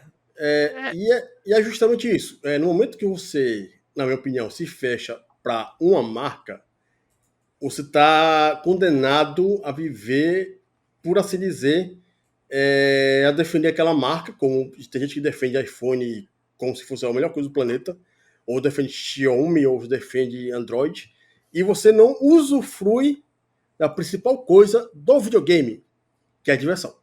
Exatamente. Certeza. Tem gente perdendo um pouco o fio da meada nisso daí, cara. Tipo, eu sinto que hoje as pessoas, não todas, mas tem uma galera que parece que não tá mais se divertindo com nada, sabe? Parece que sai um grande lançamento aí. Eu posso comentar aqui que o lançamento recente, que era um dos que eu tava mais aguardando esse ano, eu tô jogando, tô curtindo pra caramba, que é o Marvel's Spider-Man, o 2, né? Sim, Eu sim. tô. Cara, eu adoro. Eu acho que vocês perceberam até pelo nome do podcast, né? Spider-Cast. Exatamente. Então, assim, eu tava na expectativa desse jogo, ele tá sendo um jogo absurdo, ainda no momento que a gente grava isso aqui eu não zerei, mas o que eu tô vendo de gente na internet tentando desmerecer o jogo, porque assim, é um jogo muito bom, é um jogo que foi muito bem aceito pela crítica, e a galera, tipo, fica caçando pelo em ovo pra tentar desmerecer o jogo de alguma forma, só porque é um jogo exclusivo de uma marca, sabe? Sim. Sim. Isso é o grande agravante, mas você vem desde o tempo do Nintendo vs Sega. Isso se dá por conta que a gente tem o espírito de competidor. E tem um espírito, além de competidor, o espírito de quê? Se eu comprei isso é melhor do que aquilo. Sempre. Cara, mas se a gente é o pior. para pra pensar, tipo, Nintendo versus Sega, né? Que foi uma guerra de console que de verdade mesmo, eu fui ter mais conhecimento dessa guerra depois com a internet. Na época eu não tinha muito conhecimento dela. Mas tem que pegar pra pensar assim, aquela época antiga, a galera, tipo, você tinha um Mega Drive, eu tinha um Super Nintendo. O que a gente fazia? Vamos ter aqui amigo? Aí Vamos eu jogar jogo no junto, seu, né? eu jogo no seu videogame, você me apresenta o Sonic e eu te apresento aqui o Super Mario. Era isso, né? E aí tinha aquela coisa de, o meu é melhor que o seu e tudo, mas era uma zoeira, uma brincadeira Bobeira, que. cara, bobeira. Eu via isso como bobeira também, não via isso como uma coisa séria, pelo menos eu não peguei. Tem gente que relata que Eu peguei. viu realmente coisa séria. Eu não. Pra mim foi de boa. Meu primo tinha Super Nintendo, eu tive Mega Drive, depois eu tive Super Nintendo, depois eu tive PlayStation, um amigo meu tinha 64, eu emprestei pra ele meu PlayStation, ele emprestou 64, joguei Zelda, Ocarina of Time. Então, cara, eu acho que era mais essa troca mesmo, pelo menos pra mim. Tipo, a gente se divertia com isso. Hoje em dia a galera começa, tipo, com essa coisa de guerra de console e o negócio se desloca a um ponto que às vezes dá até processo, pra vocês terem uma ideia, né? Então assim, tipo, existia antigamente, né? O Daniel pode até contar uma história aí de alguma coisa que ele falou que pegou na época, mas assim, cara, eu acho que não é nada comparado com o que tá hoje, sabe? Eu acho que o que acontece hoje é bem diferente. É porque hoje em dia o agravante, o que causa a hipersensibilidade da coisa, é a internet. Por quê? Sim. Cara, primeira coisa, redes sociais permitem que você seja uma pessoa escrota. Por Sim. quê? Você tá sentado no seu computador, ninguém tá te vendo e você não dá tapa cara. E o pessoal tá aí Isso. usando coisinha de anime, desenho animado. Aí você não é perseguido. Quando era um tempo de locadora, um tempo que você chegava lá com o teu amiguinho e falava Super Nintendo é melhor que o Mega Drive, o cara falava, fala isso na minha frente, filha da puta. Fala. Você ia falar na sua frente do cara? Não ia. Não ia, cara. Não ia. Ou só ia, você ia falar na frente dele com os seus amiguinhos atrás. Ou foi, sei lá, com jeitinho, ou não falava. Eu não falava. Aí quando você tá na internet, você tá no YouTube, você tá nas redes sociais, você tá qual é o negócio? Lixo radioativo que é o Twitter, você pode falar de tudo, cara. É por isso que o versus Microsoft, Sony e Nintendo tá muito maior do que antigamente. Sem contar que isso vem por conta do futebol. Todo mundo tem o time do seu coração. E da mesma coisa. Uhum. Religião, nem tanto, vou colocar nem política. A política aqui no Brasil, no Brasil no mundo inteiro, não é a mesma coisa. Antes da internet, a política não era tão assim do jeito que é, né? Essa guerra Afiada. Era um negócio que acontecia ali durante as eleições e Acabava depois ali. no dia seguinte estava todo mundo de boa. Que a internet amplifica tudo. A internet amplifica tudo. E amplifica mais ainda porque fica a questão da pessoa ficar anônima. Passar fake news de alguma coisa, seja de política, religião, futebol ou videogame. E fica, o pior de tudo, são os canais de YouTube ou canais de Twitch que ficam amplificando o antagonismo. Chegam lá, PlayStation é uma porcaria, por isso, aquilo, outro, e pega lá um vídeo que não tem nada a ver e amplifica a cagada. Ou vai lá aquele, sei lá, Sony 1000 graus, faz a mesma coisa. Aí você tem um tanto de gente que fica batendo palma pra doido. E porque, tipo, a internet, ela, antes, se tinha um maluco que ficava gritando sozinho, hoje a internet permite que esse maluco encontre outros malucos. Exatamente. E aí junta uma comunidade de malucos e dá no que dá, cara. A gente vê esse tipo de coisa que eu já mencionei aqui anteriormente. Às vezes acaba até indo para um lado mais criminoso, né? A gente já viu isso acontecer várias vezes. Como toda coisa boa tem seu efeito colateral, né, cara? A internet não ia escapar disso. Efeito colateral sempre vai ter. Exatamente. E assim, eu já vi casos de briga Sega vs Nintendo no local que eu morava, Fortaleza ou no interior. Eu já participei de briga, porque eu fiz questão de participar de briga. Eu sou o tipo de pessoa que gosta da fricção das pessoas, mas para elaborar um debate, desde pequeno. Eu sempre bati de frente com os professores de história, geografia, porque eu queria saber mais do que estava no livro. Porque saber um livro, eu li um livro e pô, ia para a escola, né? Eu já briguei com o professor de português porque ele não estava me deixando explicar, sei lá, uma pergunta que ele colocava lá, uma interpretação, além das circunstâncias que ele deixava lá na prova, porque eu queria explicar mais. Quer dizer, eu sempre fui conflituoso na questão de discussão. E, para mim, a discussão da coisa sempre se dá não pelo achismo, mas por fatos e provas. No momento que você chega lá, eu acho, eu mando a pessoa tomar no cu. Eu tinha um professor que dizia que se ele fosse numa palestra e o cara começasse a palestra com eu acho, ele se levantava da cadeira e ia embora. Parabéns pra ele, tá certo. O cara tá falando que é palestra de achismo, né? Eu faço na minha casa, eu mesmo. Você está ouvindo Spidercast, o podcast de cultura geek. Você frequentava aquelas casas de fliperama ou barzinho com fliperama, essas coisas? Eu escuto falar. Eu não frequentava porque meus pais eles eram meio cuidadosos com isso, né? Eles preferiam me comprar o videogame pra eu jogar em casa mesmo. Mas eu escuto umas histórias que aconteciam às vezes em fliperamas e de confusões. Tipo, o cara, por exemplo, vai jogar um Street Fighter da vida. Não pode bater enquanto tiver tonto, né? Posso responder primeiro, Demônio? Quem responde? Eu primeiro? Não, eu vou responder mais rápido, que pra mim a história é história de menino de shopping center. Eu frequentava fliperão, mas era de shopping center, basicamente, que tinha lá em Fortaleza. No máximo que eu frequentava de de coisa mais obscura, era o fliperama do lado da escola. Então, mesmo que nada, né?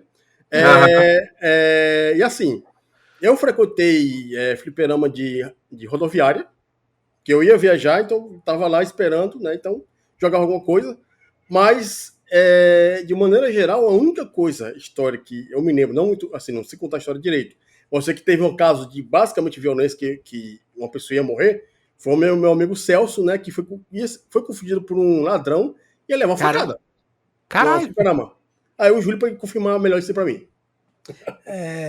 Não, acho que ele viu uma facada, eu acho. Um cara Não, que ele tomou ia, ele ia levar uma facada, porque ele ficou confundido.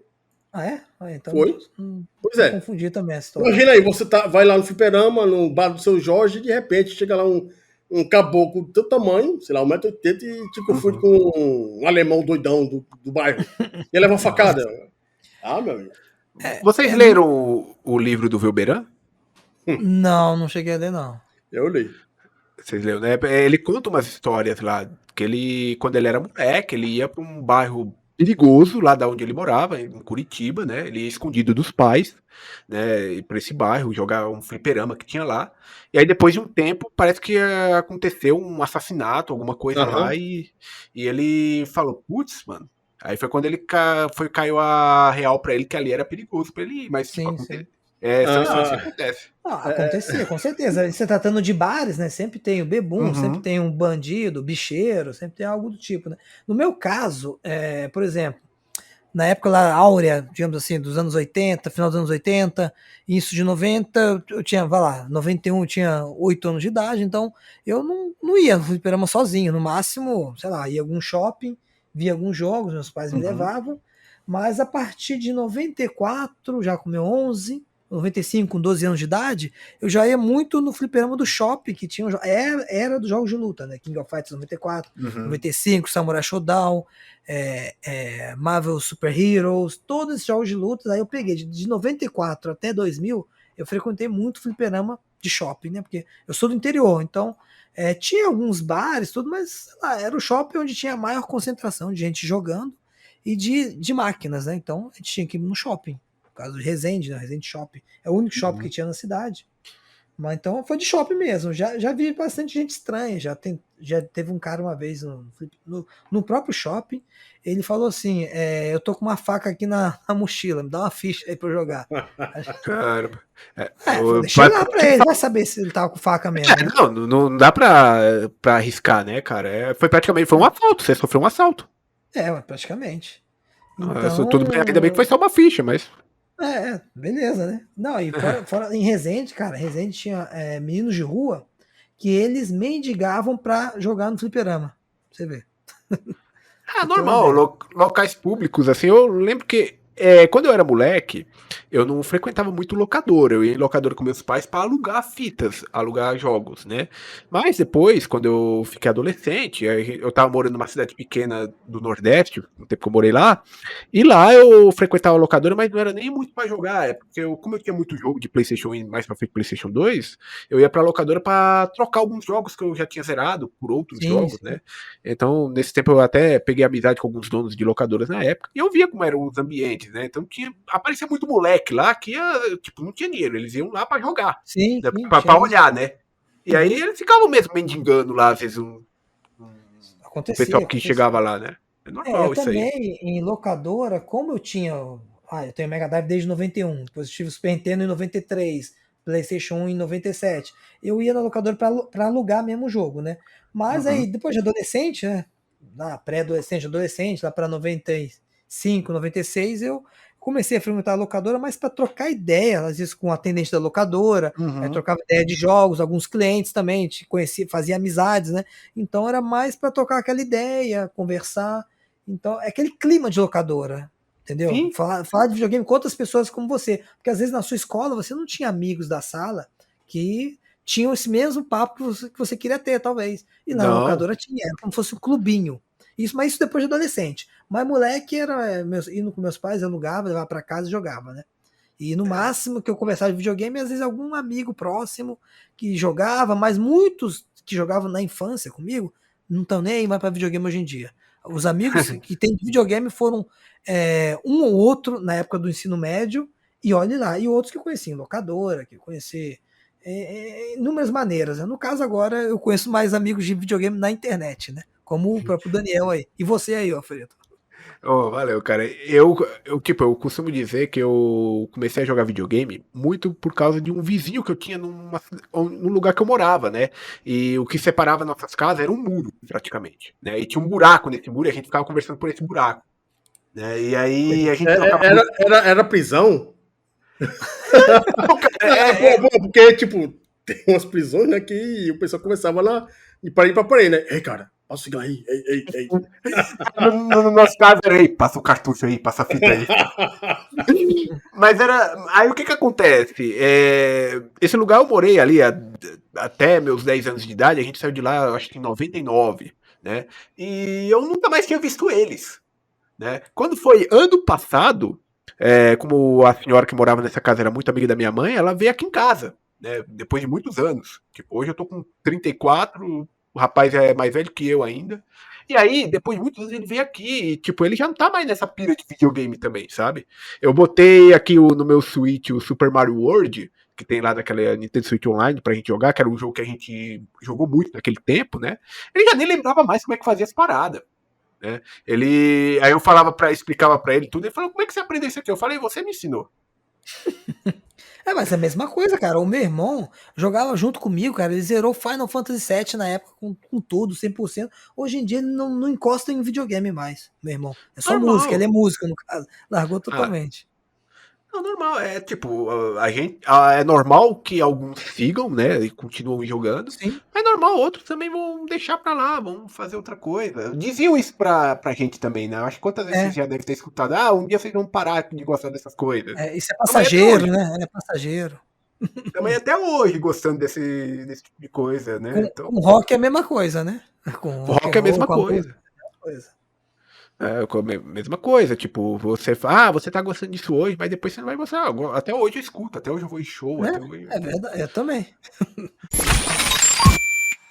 Muito se fala hoje em dia, principalmente quando vai falar de jogo antigo, do tal do envelheceu bem, né? Que é aquele jogo que a gente gostava muito na época e que se a gente for pegar pra jogar hoje em dia, se não tiver aquele fator nostalgia, talvez a gente não vai se divertir tanto como era antigamente. Tem algum jogo assim pra vocês que vocês hoje em dia não conseguem mais jogá-lo? Você quer começar, Daniel? Cara, maioria dos jogos 3D do PlayStation Saturn. Eu sempre digo também, cara. Se você não pega e joga esse jogo desde que foi lançado, tem muito jogo que você pega hoje em dia e fica, caramba, como é que eu gostei? Não, pior, você falava, caramba, como é que eu achava que essa porra era real? Que é o pior, né? Que você chegava lá, você saiu do Mega Drive pro PlayStation Saturno, chegava assim, esses gráficos tão foda. Era o. Não melhora mais que isso. Aí você vai pegar o PlayStation 2. Agora esses gráficos tão foda. Não é melhor mais que isso. Chega no PlayStation 3. Agora esses gráficos tão foda. Chega no 4. Porra, tá melhorando mais ainda. Tô cansado já. Na verdade, hoje em dia já não tem mais por onde melhorar. Tanto que é uma coisa que a galera reclama frequentemente. Essa geração que a gente tá agora, ela tem melhoria em outros aspectos. Tipo, um load mais rápido, draw distances melhores, mas graficamente não tem mais muito pra onde ir, né? O Porque pior já. que tem, cara, é só ver a Unreal 4/5. A diferença de cenário, de fotorrealismo e dos personagens. A questão é, quanto melhor o gráfico, mais você precisa de poder de processamento e Sim, GPU, que você não tem hoje em dia. Que você vai pagar 10 mil conto na GPU para rodar, sei nem, lá, fo Matrix. nem Não dá, fodendo. né? Pois é. Mas, de maneira geral, os jogos 3D da geração PlayStation 1 e Saturno e Nintendo 64 Uhum. envelheceram muito mal. Tirando um, Envelheceram. é, Eles tirando envelheceram pior do que os 16 bits. e tirando um outro jogo desses 32 bits 3D, não dá. Agora, 16 bits, a sua grande maioria eu consigo jogar ainda. 8 bits ainda. Eu só Uhum. consigo. Eu não jogo mais Atari. Atari eu não consigo jogar mais. Não, Mas 8 bits ou 16 bits, a maioria eu consigo jogar. não, eu ainda consigo, realmente eu não levo isso muito para minha vida, essa questão de, é datado, né? Mas como muitos falam, né? Não consigo mais jogar isso porque isso tá muito feio. Não, eu tento ver pela realidade da época, né? Porque você tem, por Uhum. exemplo, o Bubsy 3D era lixo quando lançou e é lixo agora, né? Isso aí Sim. não tem o que discutir, né? Mas tem jogos, cara, que, por exemplo, Final Fantasy VII, cara, eu não acho feio, eu acho que eu vejo beleza naquele, digamos assim, naquele 3D mais primitivo daquela época, sabe? Era a tecnologia da época, aquilo funcionava bem. E eu consigo, cara. Hoje em dia, tem muita gente que não consegue jogar Atari. Eu não joguei, não tenho nostalgia nenhuma com Atari e eu adoro. Eu tenho um emulador chamado Mr. PGA, né? Que é o emulador via hardware. Cara, tem o Atari ali, eu jogo Atari direto, adoro Atari. E eu nunca joguei, tem muita gente que não consegue mais jogar Atari, que é muito simples, é pixelizado, mas é um gráfico ultra simples. Então, eu gosto de ver digamos assim, o início, sabe? Eu vejo Uhum. beleza nesse início de tecnologia. Então eu não vejo problema em jogo em 3D. Eu, inclusive, tem vários jogos 3D que eu até adquiri recentemente aqui pro meu Play 1, né? Que eu pretendo jogar em breve. Que, cara, eu consigo achar bonito, sabe? Sim. Como eu conseguiria achar bonito um filme em preto e branco da década de 20, entendeu? Muita gente às vezes não consegue mais assistir um filme anterior dos anos 80, sei lá. Eu acho que é mais por essa lógica. Talvez porque eu sou muito ligado na questão de história das coisas, sou muito ligado. Eu sou arqueólogo, né, de profissão. Então eu gosto bastante de estudar a cultura material antiga, né, até a contemporânea, digamos assim, né? Então eu acho que para mim nada é datado. Mas para você ter um conhecimento de como funcionava na época, isso aí já é uma outra visão, já é um outro aspecto também, que é bastante válido, né? Agora, no caso, quando eu falo assim, às vezes envelhecer mal, eu não tô nem falando necessariamente do visual, porque gráfico, você citou Final Fantasy VII, ele pode ter um gráfico um pouco datado para os dias de hoje, mas ele tem uma jogabilidade excelente. A mecânica é atual, né, digamos assim. A mecânica é atual. Muito atual, eu gosto bastante, eu me divirto muito jogando Final Fantasy VII, né? Mas às vezes quando eu vejo assim alguma coisa que eu digo que envelheceu mal, é mais mecanicamente, né? E quando eu falo os jogos 3D do PlayStation 1, é que, por exemplo, hoje em dia eu já não tenho mais muita paciência com câmera travada, né? Aquelas câmeras que é difícil controlar, você tinha que movimentar a câmera pelo L2 e o R2, lembra? Aí É você um, tem que fazer uma imersão naquele período, né? Essa é a questão. é, Se a pessoa estiver disponível a isso, pode ser que ela goste. Se não, envelheceu mal, digamos assim. Exatamente, cara.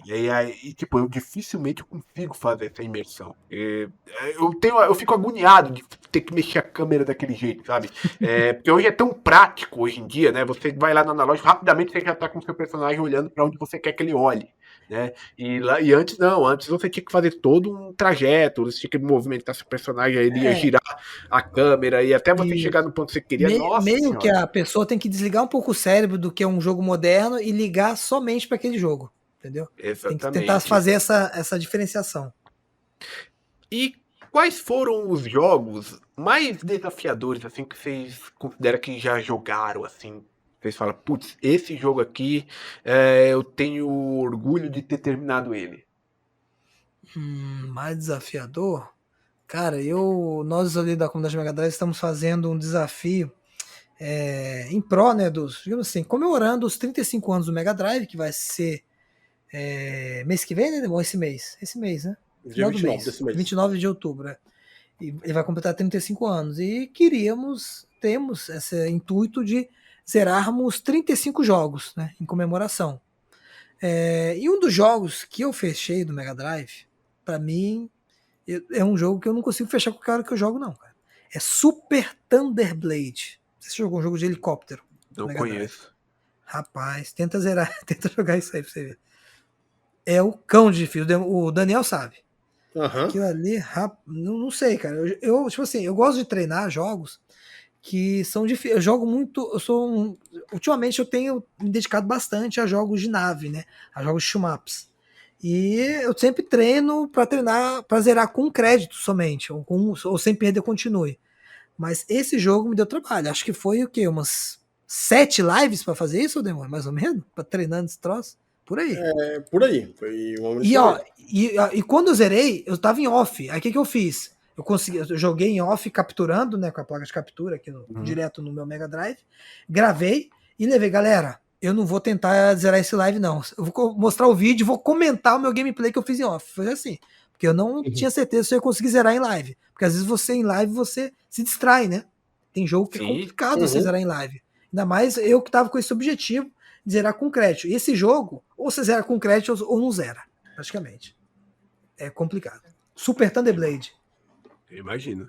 Daniel, você quer comentar algum jogo? Cara,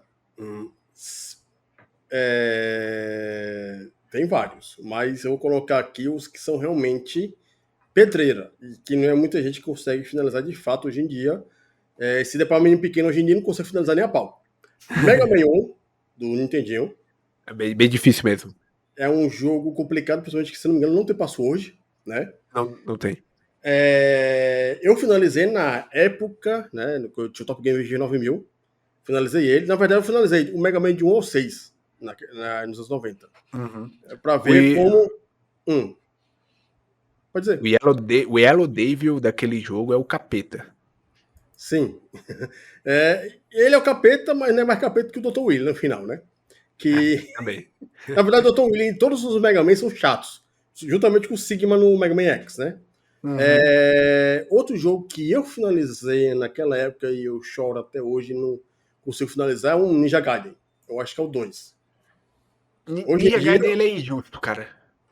Eu tento e não consigo mais. De maneira alguma. Não dá mais. Nunca zerei Ninja Gaiden. Eu tenho que tentar aí um dia. Eu só zerei Ninja Gaiden com save state. Eu joguei na época no console, então aí o negócio tá na cara mesmo. Um outro jogo que eu peguei no Nintendinho foi o Tartaruga Ninja 1. Não o arcade game, o primeiro mesmo. Eu escuto falar que é difícil esse aí. Mas aquela parte daqueles dados pra desarmar as bombas é a coisa mais horrenda que eu joguei dizem que é difícil mesmo, eu também não cheguei a jogar assim pra zerar, não. Mas, Alfredo, uma coisa boa do save state, que às vezes se você quiser treinar algum jogo, é bom usar save states nas partes mais difíceis. Aí você fica repetindo aquilo até você aprender, aí depois você faz uma jogada única que você já aprendeu, entendeu? Então é muito bom, sabe, pra quem gosta de treinar jogos, pra você zerar, às vezes com crédito, ou até mesmo só por zerar mesmo, sabe? Só pra conhecer o jogo, muito.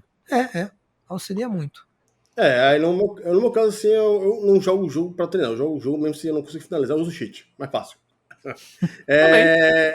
Um outro jogo, eu vou passar pro Mega Drive, que o pessoal fala, o jogo é complicado, é muito grande, mas a questão é que ele é um jogo feito pra justamente isso. Kid Chameleon. Eu finalizei duas vezes dele também. Já finalizei 2 vezes no Mega Drive, demorei mais de 5 horas para finalizar as 2 vezes, e finalizei 3 vezes no emulador. Mas é um jogo difícil, porque ele não é um jogo que você pode ter save state ou um password, porque iria contra a sua jogabilidade, que é ele ser uma emulação, uma imitação de arcade. Um outro jogo que posso colocar aqui que é difícil, eu acho que é do Mega Drive também. Qual é o nome do jogo? Assim, que é difícil por conta da sua temporização. Alien 3, do Mega Drive. Super Nintendo é mais fácil. É um jogo na qual você precisa, como se diz, pegar todos os prisioneiros que estão reféns dos aliens, né? Os aliens, com o tempo. E tem gente que chora por conta do tempo, né? No PlayStation, no Saturno, não tem nenhum jogo que eu possa dizer assim que é muito difícil. Eu posso colocar aqui talvez um Panzer Dragoon, porque você fica tendo que apertar o botão e tira o tempo todo, uma hora cansa o dedo, né? O dedo cai, tão tiro que você dá. Mas no PlayStation, eu acho que um dos jogos mais complicados que eu já tentei finalizar foi o próprio Silent Hill. Isso sem usar revista para detonado, só na loucura. Aí sim foi um jogo difícil. Aí é uma dificuldade diferente, que é aquela dificuldade de você ficar sem saber o que você tem que fazer. A dificuldade típica de alguns RPGs que não explicam muito bem o que tem que fazer, né? Isso. E que acontecia direto nessa época. com essa dificuldade, galera, eu vou dizer, se eu ficar meia hora parado em algum jogo de RPG ou Adventure, eu abro lá GameFAQs e vejo o que faço. Porque eu não vou ficar dias e dias parado no mesmo lugar, né? A gente tem vida Exato. também. Mas faça isso no 98. Nessa época não tinha Ah, como. não, 98 dava, pô. 98 tinha GameFAQs já, pô. Dava pra Não, fazer. mas não tinha, você não tinha internet no meio do dia. Ah, mas eu via à noite, baixava à noite. Pô, eu quero jogar o jogo de tarde, né? À noite. E eu não tinha internet nessa época. Vocês jogaram no PlayStation 1 Mega Man Legends? Mega Man 3D eu não Legends, já gostei. cheguei a jogar, mas não zerei, não. Não gostei muito não, daquela 3D. Mas pode falar, Alfredo. Falei. Não, é que o Mega Man Legends, eu acho que eu devo ter passado uns 3 ou 4 meses. É claro que eu não jogava só isso, porque eu ficava de saco cheio. Eu devo ter ficado uns 3 ou 4 meses numa única parte do Mega Man Legends, que eu não sabia pra onde eu tinha que ir.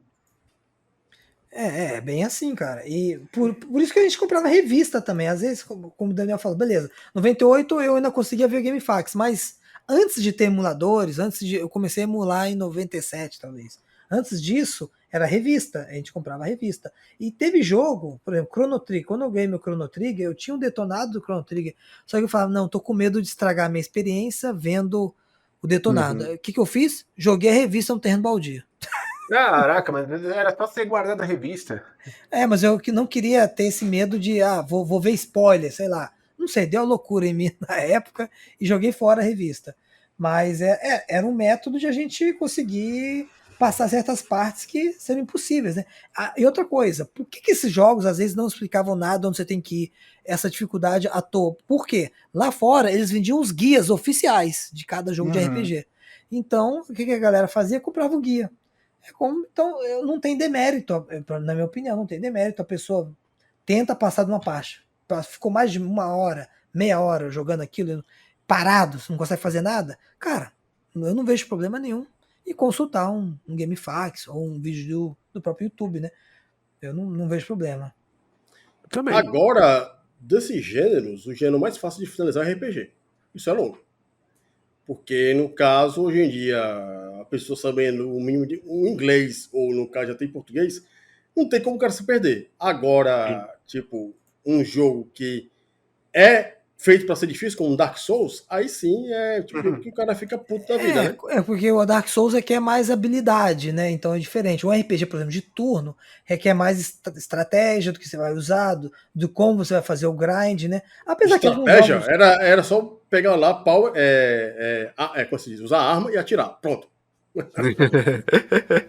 Não, digo estratégia no sentido de, sei lá, até um turno, você tem que usar as coisas nas horas certas, não é só ficar apertando um botão, né? É isso que eu quero dizer. Tem um jeito de você facilitar as coisas. Você vai jogar um Final Fantasy da vida, tem aqueles inimigos que são fracos contra determinados tipos de magia. Isso, então, se você sabe. Persona é assim também, eu zerei o Persona 5, cara, é um sistema excelente, estrategicamente falando, né, de você saber usar o ponto fraco de cada inimigo. Eu achei muito bem feito aquele Persona 5. Pra mim, o ponto fraco é deixar o personagem com nível 99 e matar todo mundo, só. Não, aí é quando o cara é viciado em grind, né? Eu fazia isso antigamente. Se eu não fizesse nível 99 com todos os personagens, eu não zerava. Final Fantasy VII eu tenho save até hoje. Final Fantasy Tactics eu fiz isso. Chrono Trigger, Final Fantasy VI, que mais? Secret of Mana, eu fiz. Nossa, eu adorava. Depois, hoje em dia eu não tô nem aí. Eu zerei Lunar recentemente, né, em live na comunidade Mega Drive. E não, zerei com nível 60, sei lá, alguma coisa assim. Tá bom. Hoje em dia eu não perco mais meu tempo com isso, não. É que, pra mim, é a seguinte coisa: se o inimigo não tá morrendo de vias normais, ele vai morrer de vias normais. Na verdade, assim, os dois lados aí, tanto o Daniel quanto o Júlio, eles estão certos. Porque, por exemplo, você vai jogar um RPG como o Final Fantasy da vida ou outro RPG de turno, se você for numa via normal, você consegue matar o inimigo. Agora, se você também souber o ponto fraco do inimigo, você vai matar ele de uma maneira mais rápida e mais fácil. Né? Então, isso que é o bacana. Né? Tipo, que você pode ir nas duas saídas, apenas que uma vai te dar uma facilidade e talvez uma satisfação maior, caso você seja tipo aquela pessoa que queira realmente entender a mecânica completa do jogo. E quando eu descobri, jogando Final Fantasy VI, que na época a gente chamava de 3, né, porque era a versão americana do 6 nos Estados Unidos, É lógico, versão americana, pleonasmo, foi mal. Mas eu descobri que tem uma magia que se você usar em combinação com outra, o inimigo morre instantaneamente, mas eu acho que isso é bug. Tinha uma chamada Vanish, o inimigo desaparecia, aí depois você usava Doom, que vinha a morte e roubava a alma do inimigo instantaneamente, ou seja, não tinha defesa. Então isso aí, cara, quando eu descobri isso, caramba, tô matando assim um inimigo puta poderoso, deixando ele invisível, depois usando a morte pra sugar a alma dele. E era um bug, se eu não me engano, isso aí, sabe? Não era pra acontecer, porque facilitava muito o jogo. Quando eu descobri isso, cara, explodiu minha cabeça. Eu me lembrei de Castlevania Symphony of the Night, né, do PlayStation 1. Se você combinar lá o escudo do Alucard com o cajado, você faz uma magia desgraçada que mata qualquer bicho lá, até mesmo os boss, numa pancada só. Ah, isso eu não sabia, não. O que eu sabia do Symphony of the Night é uma espada apelona lá que acabava com Também todo mundo. Meu Deus do tem, céu. tem essa espada, mas tipo, o cajado, ele faz uma magia diferente pra cada escudo, Olha, né? não tô lembrado. Se você combinar o cajado com o escudo do Alucard, é tipo um Athena Exclamation. Vai dar tipo. Você lembra daquele boss, o Galamuf? Cara, de nome eu não tô lembrado. Como é que ele era? Ah, era. Como é que eu posso dizer? Um bicho meio egípcio que ficava nas catacumbas lá do Castelo Invertido, que soltava poder de raio. É um dos boss mais difíceis do jogo. Hum. Se você chegar com essa magia do escudo do Alucard com Fica cajado, fácil, né? não, você dá um hit, o cara morre. É de tão É, roubado que é o negócio. o Symphony of the Night eu considero um dos Castlevania mais fáceis que tem, né? Porque você pega nível, você dá pra fazer um grind e fazer todas essas combinações aí, como você falou, né? Pegar itens bons, então é um jogo que você dá pra facilitar bem, né? Se o cara ficar grindando, digamos assim. Ele não é um Symphony of the Night, ele não é um jogo. Ele foi uma virada de chave para Castlevania, né? E o desafio dele não era a dificuldade que era dos jogos clássicos da Não série, era. né? Tipo de você morrer caindo em buraco, de você morrer por inimigo. Não, não era isso. O desafio dele era você encontrar os caminhos. É exploração, né? O foco é mais Isso. exploração. A exploração. Era você saber pra onde você tinha que ir. Porque hoje em dia, a gente que conhece o jogo, vai jogar, não vai ter muito esse desafio, porque a gente já conhece o game. Mas Sim. vamos lembrar a primeira vez que a gente jogou, cara. Ficava perdido Nossa. jogando aquilo. Eu pelo menos ficava. Assim que eu ganhei o PlayStation 1, já peguei uma cópia piratinha desse Symphony of the Night japonês, que era o Drácula X Nocturne in the Moonlight, todo Uhum. narrado em japonês. Hoje em dia eu só consigo jogar se for japonesa, não aguenta aquela tradução americana, cara. Japonês. Die, monster. You Nossa, the belong in this world. eu prefiro japonês, tô acostumado com a japonesa. Quando a gente fala assim de jogo difícil, né? A gente foi aqui para diferentes nuances de dificuldade, né? Que é a dificuldade do, por exemplo, um Contra da vida que eu nunca joguei, que eu nunca zerei. Eu nunca consegui zerar Contra até hoje, porque aquele jogo exige uma habilidade da qual eu não tenho, Se esforce né? mais no Nintendinho que você vai conseguir. No E Nintendinho é olha bem que, possível. e olha que eu sou um jogador de jogo Souls-like, hein? Sim, sim, Mas eu, sim. mas eu não, até hoje eu não consegui zerar a Contra. Eu já zerei o Blazing Chrome, que eu acho que vocês conhecem aquele jogo brasileiro. Eu já zerei também, inclusive gastando um crédito naquele jogo, né? E ele é um jogo difícil, hein, cara? Eu acho que é mais difícil que o Contra 1, na minha opinião. Ele só não é tão difícil porque ele tem o modo normal dele. Se você morre, você não volta pro começo e perde todas as vidas, você não volta pro começo do jogo, você volta pro começo da fase. Ah, tá. Acho que tem continuo infinito, né, também, se eu não me engano. Os continues dele são infinitos. Sim, sim. Né? Só que assim, o desenvolvedor. Eu já entrevistei o desenvolvedor do jogo aqui. É o Danilo, Ele, né? O o cara manda bem pra Danilo. caramba. Uhum. É uma das desenvolvedoras brasileiras, é uma das minhas Uma das favoritas. melhores também, minha também.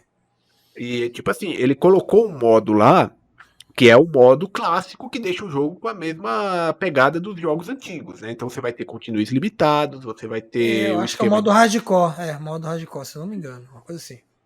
Só que ele falou, eu coloquei esse modo justamente pra essa galera mais nostálgica. Ele falou que ele mesmo nunca zerou os jogos dele nessa dificuldade. Pra você platinar o jogo, você pegar todos os ativos, você tem que fazer essa dificuldade. Eu consegui, mas na época, hoje em dia já tô destreinado totalmente. Não, normal, a gente fica desacostumado. Agora tem um jogo que foi lançado ano passado que eu considero ele bem difícil, que é o Sifu. sei se vocês É viram. um tipo um beaten up, assim, de Ele é um, porradaria, né? ele é um beat'em up roguelike. Né? Moderno. Uhum. Isso, que você vai morrendo e cada vez que você morre, você pode ressuscitar o personagem. E ele, quando ressuscita, ele volta mais velho. E aí, Ele quando é chega... pra PlayStation 5 somente ou não? É pra outro console também? Tem pra PC. Tem PC, né? Não Isso cheguei a jogar ainda, não. vale a pena. Se você gosta de um desafio, ele é bem uma, assim, tipo, é uma... Eu considero ele como se fosse uma evolução daquele Jack Chan de PS1. Não sei se vocês jogaram. Já ouvi falar, mas não Já. joguei. Já ouvi falar, mas não Eu joguei. joguei. Já jogou, né? Se você gosta desse jogo, Daniel, eu recomendo bastante você dar uma olhadinha nele. Ele é bem mais difícil, mas assim, tipo, lembra bastante o Jack Chan do PS1. Quando eu escutei esse nome, Sifu, fiquei com um pouco de preconceito. Sifu. Sei lá. Então gerou muita piada isso aí, pode ter É, certeza. E o pior é que antes do lançamento ele teve uma demo. E aí você junta os dois, Sifu demo. Sifu. É verdade. Quais são os desafios de hoje em dia produzir esse tipo de conteúdo que vocês produzem? Eu acho que para começar é ter o cenário gamer. Porque se você não tiver o cenário gamer, o pessoal não acredita nas provas que você fala. Nossa. É impressionante o caso que você. Pode ver, os canais de YouTube tem cenários. Mas você vê o cara falando cada cagada por aí, que é impressionante. Né? Isso como no número dos casos, os canais que tem o nome nerd no final. Você pode ver que a pessoa não tem noção do que está falando. Né? Outro desafio muito grande é o caso de que muitas vezes não depende de como você joga o jogo. Depende de como o público que está te assistindo gosta de você ou não. Sim, isso é verdade. Tipo, se você não é uma pessoa sem carisma como eu, você tá fudido para o mundo do YouTube, né? Porque você pode ver, o pessoal que faz live é o pessoal que faz interação, que é piadista, que tem uma jogada política no meio, que é esquerda, direita ou centro, que envolve junto com o público. Né? E isso é um desafio gigantescamente grande para fazer a parada acontecer. E eu acho que é outra questão também se dá porque muitas vezes tem a questão do trabalho e a família. Você não consegue fazer live todo dia, por exemplo, ou criar conteúdo editado todo dia, porque você tem os seus afazeres da vida. E se o cara tem trabalho, não pode ficar o tempo todo no YouTube ou no Twitch. Consequentemente, você não tem como ter interação com o público ou criar conteúdo o tempo todo. Agora, no momento que o YouTube começa a te dar dinheiro, o Twitch, aí você pode se dedicar. Só que é aquela coisa. Será que eu vou? Será que vale a pena se dedicar a isso e largar o trabalho? Que o problema é que o público é volúvel, muito volúvel. Com o tempo, né? Se você for uma pessoa frequente na internet, você vai perceber que a galera que te acompanha hoje, muitos deles não são mais aqueles mesmos que te acompanhava anos atrás. Exatamente. Porque, como a gente até falou aqui, o cara que jogava videogame nos anos 90 não é o cara que joga videogame hoje em dia também. Sim. E tem a inversa, né? O cara que não jogava videogame nos anos 90 tá jogando hoje em dia. Porque você pode ver que tem muita gente que entrou na onda do game ou do retro game atualmente porque virou modinha. Sim, e tipo, vocês popularizou, né? já há muito mais Isso. tempo. Sim. Antes disso ser tipo um conteúdo, era um conteúdo que era buscado pela galera, mas antes disso ser enxergado tipo como uma, digamos, sei lá, tipo um grande negócio no YouTube, né? Sim. É igualzinho quando você pega lá, tá andando na rua, tá de boa, olhando pro teto, vendo o pessoal roubar o celular dos outros, e de repente aparece lá um menino Red Dead Runner com a camisa do Nirvana, né? O estilo é tipo Nirvana, sei lá, Metallica, Diabo 4, você vestir a camisa de a marca de uma banda é popular, mas não necessariamente aquele cara, aquela pessoa, aquela criança, sabe o significado daquela parada. Sim. É a mesma coisa hoje em dia com videogame. Videogame tem gente que tem coleção da parada e não jogou um jogo que se quer, porque é popular. Aí você pega na parte de fazer conteúdo, é justamente isso. como você vai criar conteúdo? Vou fazer live? Vou fazer uma coisa gravada? Fazer live é até mais fácil, porque você só pegar o OBS e jogar o jogo. Só que jogar o jogo e não interagir com o público pode matar, né, a audiência do seu canal. Mas vou fazer uma coisa mais gravada. Agora, coisa gravada, você tem que saber Premiere, tem que saber o Vegas, você tem que saber mexer Requer no... trabalho. Requer trabalho. Aí muitas vezes o cara não quer ter esse trabalho. Aí não, vou escrever para site. Aí já é outro tipo de trabalho. Quer dizer, Requer trabalho. tem coisas que é uma junção de você ter vontade de fazer a coisa acontecer, tentar ser carismático, que não é uma coisa fácil de acontecer, criar conteúdo relevante, que também não é uma coisa fácil de acontecer, e ter trabalho e paixão naquilo que você faz. No momento que isso aqui, que está fazendo agora, vira trabalho e trabalho mesmo, fica chato. Tem um equilíbrio, né? Tipo, porque assim, eu faço isso aqui atualmente 100% hobby, né? Isso aqui não me rende um centavo. E eu nem sei se algum dia isso vai me render alguma coisa, mas eu faço porque eu gosto de fazer, porque eu quero fazer. Mas ao mesmo tempo, eu criei uma certa responsabilidade para mim mesmo, que é o seguinte: eu posto episódio toda terça e toda quinta. Então, toda terça e toda quinta, às 3 horas da tarde, o episódio tem que estar lá. Então, eu tenho que correr atrás de convidado, eu tenho que editar os episódios, que também sou eu que edito. A gente faz a parada gravada, então a desvantagem de não ser ao vivo é que depois eu tenho que editar isso aqui, para poder montar o episódio em si. E isso é tudo coisa que requer tempo. Tipo, não é nem reclamando. Você faz tudo sozinho, né, Alfredo? Você tem ajuda. Tudo sozinho, cara. Assim, tipo, pra não dizer que eu fiz tudo sozinho, as artes de divulgação, aquelas artes que eu posto na rede social com a agenda da semana ou o convidado quando sai, aquilo ali é um template que eu uso que um amigo meu da faculdade fez pra mim. Na época que eu tava começando o podcast. Na época ele também fez um logo pra mim, que é o logo que tem no cartão de visitas que eu dei pra vocês. Sim. Só que se vocês olharem agora o logo atual, é um logo diferente, porque o Lorde Lobo, que é um quadrinista que já veio aqui 2 vezes e apoia bastante aqui o projeto, ele trabalha com essa parte mais gráfica de design, ele me presenteou esse ano com esse logo atual. Né? Então, assim, tipo, eu tive essas contribuições, mas de resto, assim, tipo, o trabalho em si, fazer a gravação... Quem tem a obrigação de fazer é você, no caso. Não tem ninguém obrigado. É eu, cara. É eu e, tipo, é isso. Eu quis isso, eu fui atrás disso e é divertido, é legal, mas é coisa que demanda tempo, né? Claro. Igual você com o Mega Drive, mesma coisa. Tipo, não tipo, eu não sou o cara que fica jogando mais live como o Mac, o Júlio ou o Alex. Eu fico mais por detrás no site, na rede social, no site, né?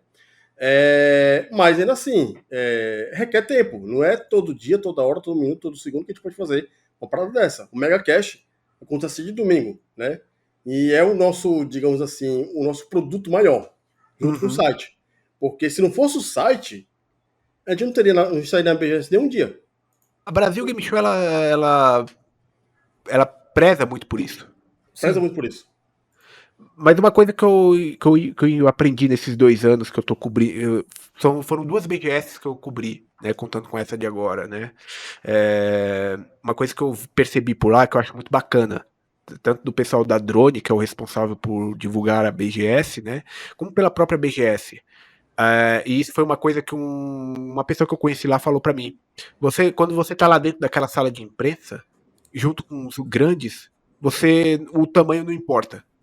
Você é um criador de conteúdo, você é imprensa como todos os outros lá. Eu acho bem bacana essa... Não tem diferença, né? Da gente pro SBT, por exemplo, né? Exato, cara. Tipo, o tratamento que um tem é o mesmo tratamento que você tem. Isso eu tô falando na questão de imprensa, na questão de empresa. Não no caso, por exemplo, a questão como os stands, que são outra equipe, que é outra coisa, como eles vão te olhar. Claro.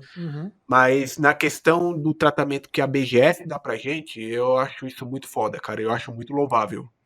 Sim. Isso é verdade. Às vezes, até um canal pequeno, você não precisa ter um canal gigantesco, sabe? A comunidade não tem o nosso canal, não. O nosso site não é dos mais acessados do mundo. Mas mesmo assim, ela dá valor, sabe? Dando essa possibilidade de irmos lá como imprensa, né? Para cobrir o evento. E uma das coisas que aí, no caso, tem que ser citado aqui, né, é que o Júlio não conhece o Marcelo Tavares, né, assim, ao vivo. Uhum. Eu já conversei com o Marcelo Tavares, né, no chat, eu já conversei com ele ao vivo na BGS 2 vezes, né, não conversei gravando, conversei, coisa boba, né. E o Marcelo Tavares, que é o criador da BGS, é o cara que te lembra de você, se você conversou com ele. Eu me encontrei com ele, né, no começo da BGS, no primeiro dia de imprensa, estava eu, o Ezequiel, a equipe da USEG. E lá conversando com ele, um pouquinho com ele, olha, esse aqui é o meu vizinho, aqui o Daniel. Porra, qual é um outro, vamos botar aqui, CEO, que ele é, que vai lembrar de um cara que ele conversa na internet? Né? Pois é, cara.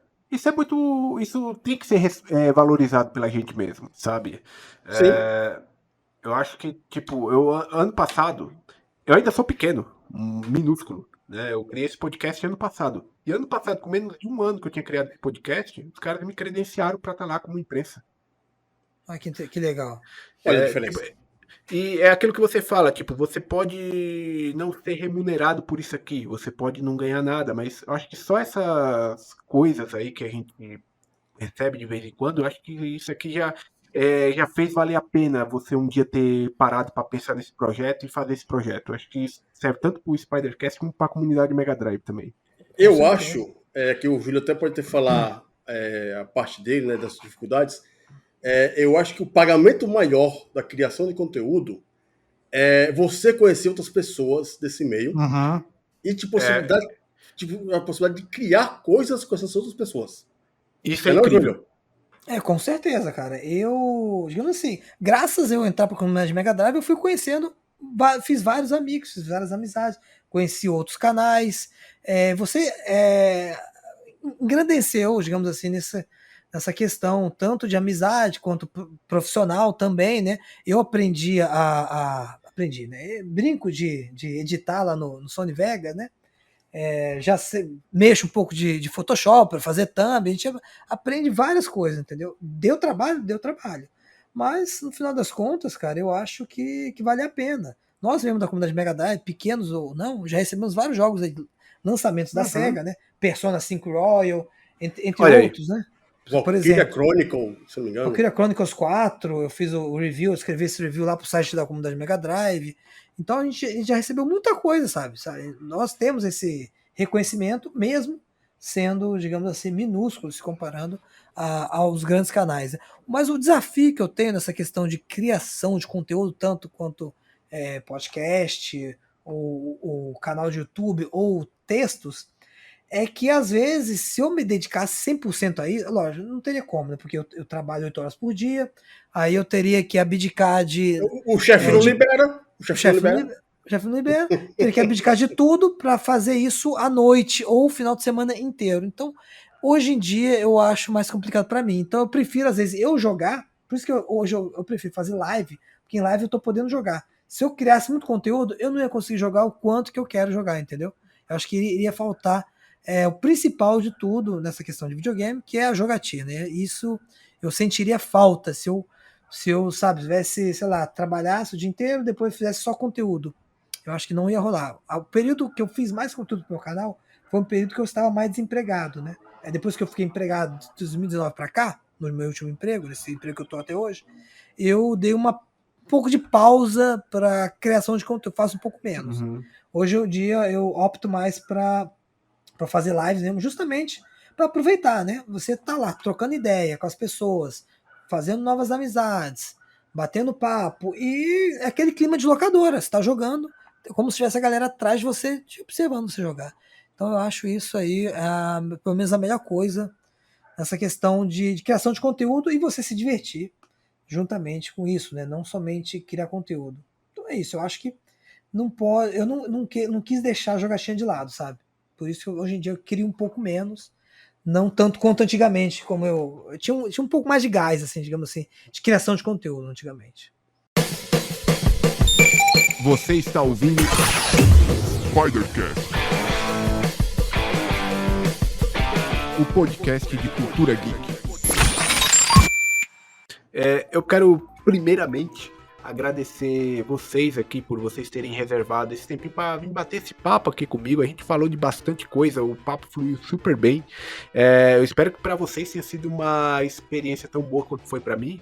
E vou deixar agora o microfone aberto para vocês fazerem a divulgação de vocês, onde a galera pode encontrar vocês nas redes sociais, onde a galera pode acessar o trabalho de vocês. O microfone é de vocês. Portas abertas para retornar em outros momentos. Vamos começar aqui. Daniel, por favor, faça aí sua despedida pra galera. Eu só tenho a agradecer, né, por comparecer aqui ao Spidercast. Eu agradecer ao Alfredo aí pelo convite, pelo conto aí do Júlio, né, ter dado um contato inicial, né, com ele. E, né, é uma grande satisfação disso ter sido por conta da BGS, né, que se não fosse a BGS, não ia ser assim, tão fácil assim. Então, aí eu agradeço também ao nosso amigo Marcelo Tavares, que permitiu, né, esse tipo de contato. E, no caso da Comunidade Mega Drive, vocês podem encontrar a Comunidade Mega Drive ou no Facebook, com a fanpage Comunidade Mega Drive. Tem o site, www.comunidademegadrive.com.br. Tem o YouTube, né, que é o Comunidade Mega Drive. E as outras redes sociais, Instagram e Twitter, nem conta, então você não precisa ir atrás. E tem o meu pessoal no Instagram, que eu não posto porra nenhuma, porque eu tenho preguiça. Daniel GFM 1. E se vocês querem ir atrás no Facebook, não vá atrás, porque eu também não posto porra nenhuma. Perfeito.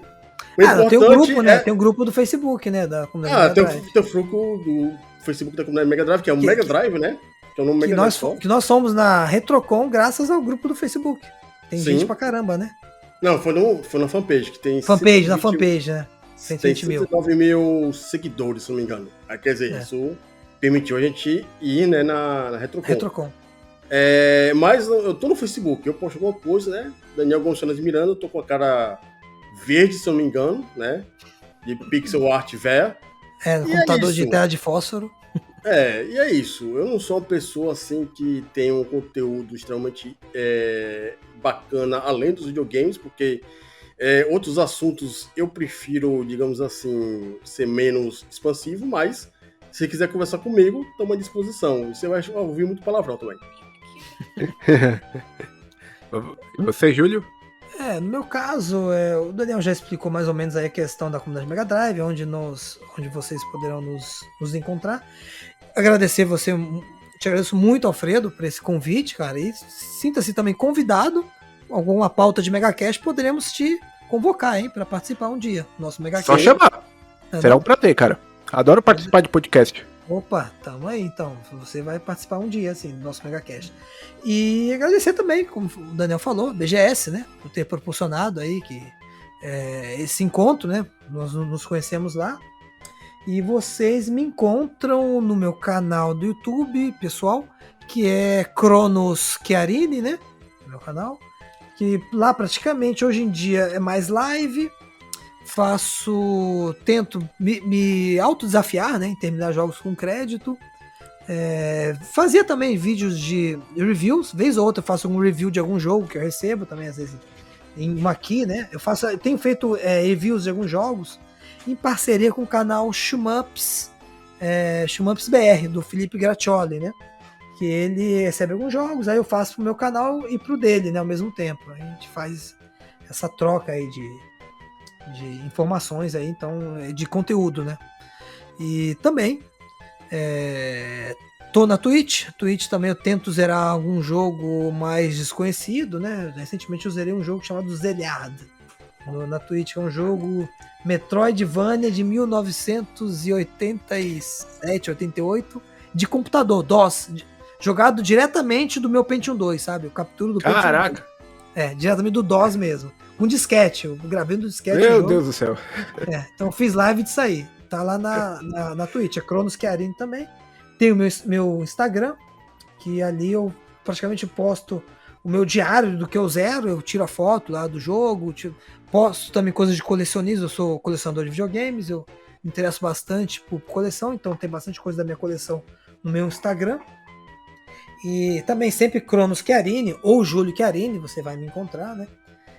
Tem poucas pessoas com o sobrenome Chiarini, não tem tantas, então é fácil de você... encontrar. E que mais que eu faço parte? E da revista Shmups Mania, né? Que é uma revista também focada em jogos de nave, que acho que acabou a pré-venda dia 25 agora da 4ª edição da nossa revista. Mas iremos fazer outras, né, também. E eu escrevo nessa revista aí. Nessa última eu escrevi um pouco menos, eu participei mais de uma entrevista lá com uma pessoa da comunidade de jogos de nave, mas nas outras eu fiz algumas matérias a mais, né, digamos assim. E é isso, pessoal. Muito obrigado aí. Quem ficou até aqui. De novo, novamente ao Alfredo aí. Valeu mesmo. Junto, galera. E vocês que nos escutaram até este ponto, clica no botão de seguir aí no Spotify. Vamos ajudar a gente a continuar crescendo. Também estamos no YouTube. Vocês podem se inscrever no nosso canal. Caso você esteja escutando aí do Spotify, dá uma força lá. Se inscreva, deixa a curtida, ative as notificações. E também me sigam nas redes sociais, tanto o Twitter quanto o Instagram, Carvalho_Alf. Lá é onde eu posto novidades do podcast, sempre que tem convidado novo, agenda da semana. E é onde vocês podem trocar ideia comigo também, sugerir convidados. Se tiver ao meu alcance, eu vou tentar trazer, né? E também mandar sugestões. Nosso e-mail também tá aí na descrição. O contato_Spider no Instagram também é o Instagram oficial aqui do Spidercast. É onde eu também posto basicamente tudo que tem a respeito do podcast. E é isso, galera. Muito obrigado a todos que nos escutaram até aqui. E eu espero ver vocês novamente na próxima edição do Spidercast. Até lá! Você escutou Spidercast. o podcast de cultura geek.